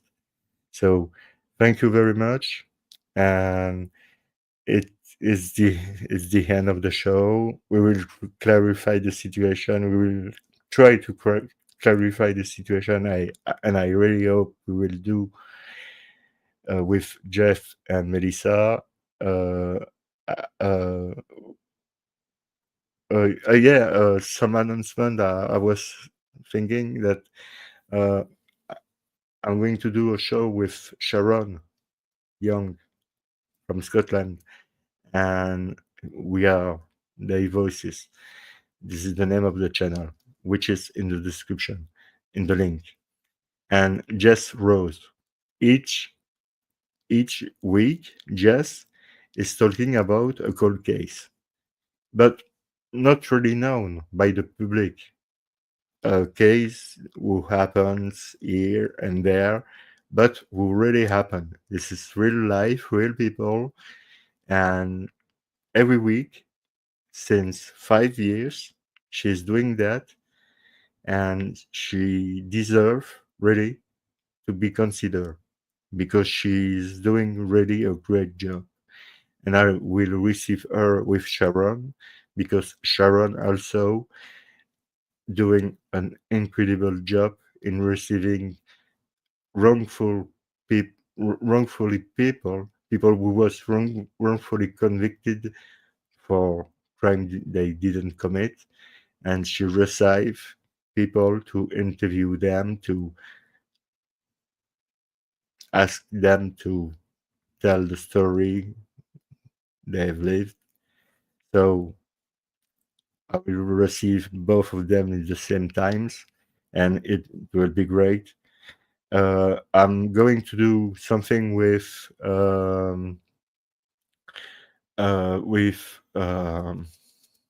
Ross. Yeah, with Ross about Cobain, Kurt Cobain, the apparent killing, because I never buy that was a suicide. And I can be wrong, but I never buy that was a suicide. I think it was a murder, and I think we can prove it just with the gun, which was allegedly used. No, there is no way. And for the GFK series, I have something to say to those people. You see, the Central Intelligence Agency. I would like to say something to you, guy, if you see this part of the show. I'm talking about what I want, okay? If I want to talk about the GFK assassination, I'm talking about the GFK assassination, because there is no limit of, I don't know how you call that in, there is no time limit of for murder. No, help me, Fire Pixie. There is no how you call that in English? There is no time limit for a murderer, for a murder in America. There is no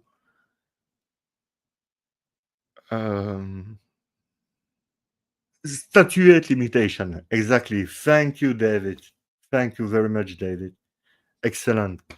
Thank you. God bless. God bless you. There is no statute of limitation for murder in the United States. So what I've done, it's simple. It's here on the channel. I've called the FBI, and I continue to call them to say, guys, John Fitzgerald Kennedy was killed in 1963. The body was moved illegally to Dallas from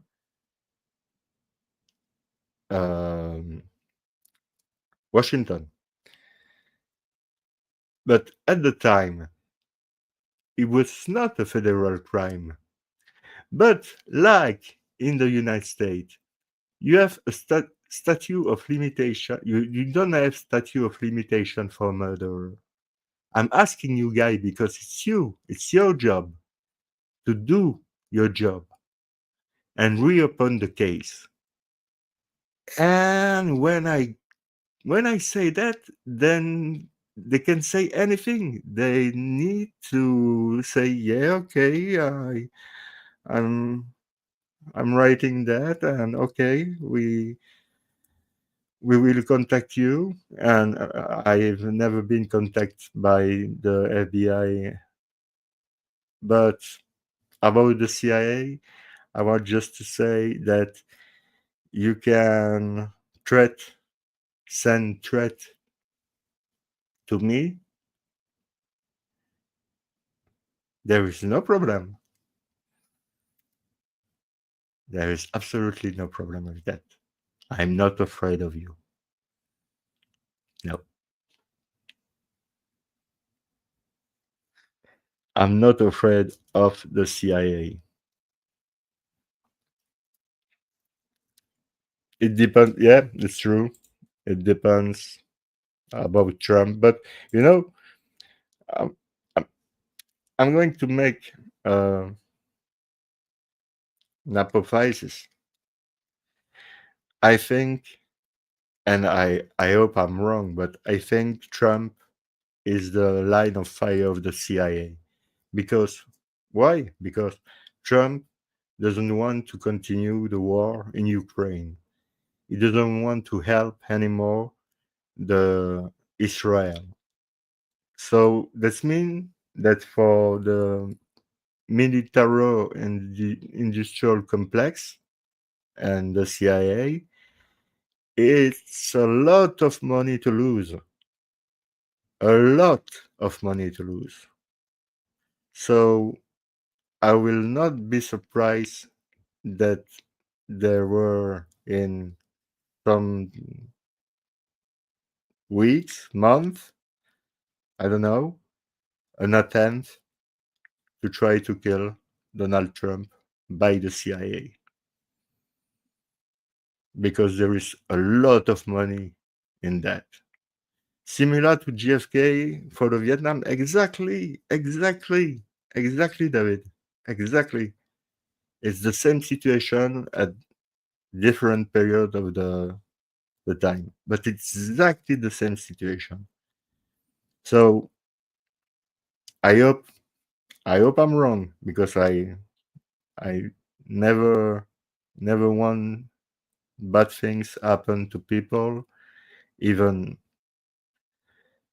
even if I don't like them. It's doesn't matter.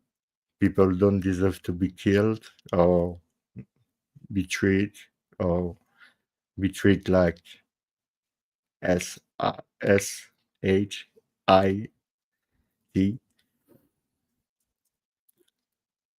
And yeah, it's too expensive. Yeah, that's why. Yeah, it's too expensive for the government to keep working a 60-year-old case. Yeah, for sure, for sure, for sure.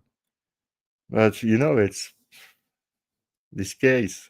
I'm going to receive somebody who his name is Gorion Delpature. It's a Belgian guy who work on the TV, and we will have a discussion on the JFK assassination because he thinks at the official narrative. He thinks that Lee Oswald was the lone gunman and Jack Ruby acted by himself. And oh, okay, there is no problem. It's your opinion, but explain me why. Because me, I know a lot about this case, about JFK. I can talk about hours and hours about JFK.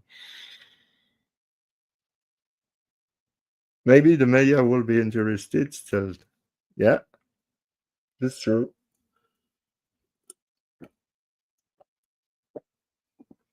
But sadly, with Gorion Del Pature, this interview will be in French. And I hope that we will have you will have the opportunity to have some subtitles. Sometimes it's direct. You can have subtitles in English. Sometimes don't not. I don't know why, and I hope in this case you will have subtitles to understand what we are talking about. So I think I have said everything.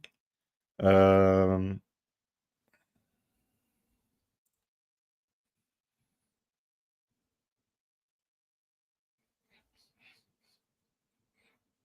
Absolutely. The FBI, the CIA, the Office Naval of Intelligence, the Dallas Police Department, who is really involved in that. I can talk to you about Captain Westbrook. I can talk to you about Roscoe Wright. I can talk to you about Mr. G.D. Tippett, who was a no, sacrifice lamb. Yeah, sacrificed lamb. And Oswald had never shot anyone, neither the president or G.D. Tippett. Never. And I can prove it. I can prove it. Yeah. And when I say that to the FBI, they are laughing on me. They are laughing on me. You can prove it. You can prove it. Yeah, but give me the opportunity to prove it. What do you have? I have documents. I have the FBI documents from your bureau. I have CIA document. I have governmental document. I have Dallas Police Department documents. I have a lot of kind of different documents. Yeah, yeah, it would have been seen in the stairwell, but no, because I don't know if you have read the book "The Girl in the Stairway."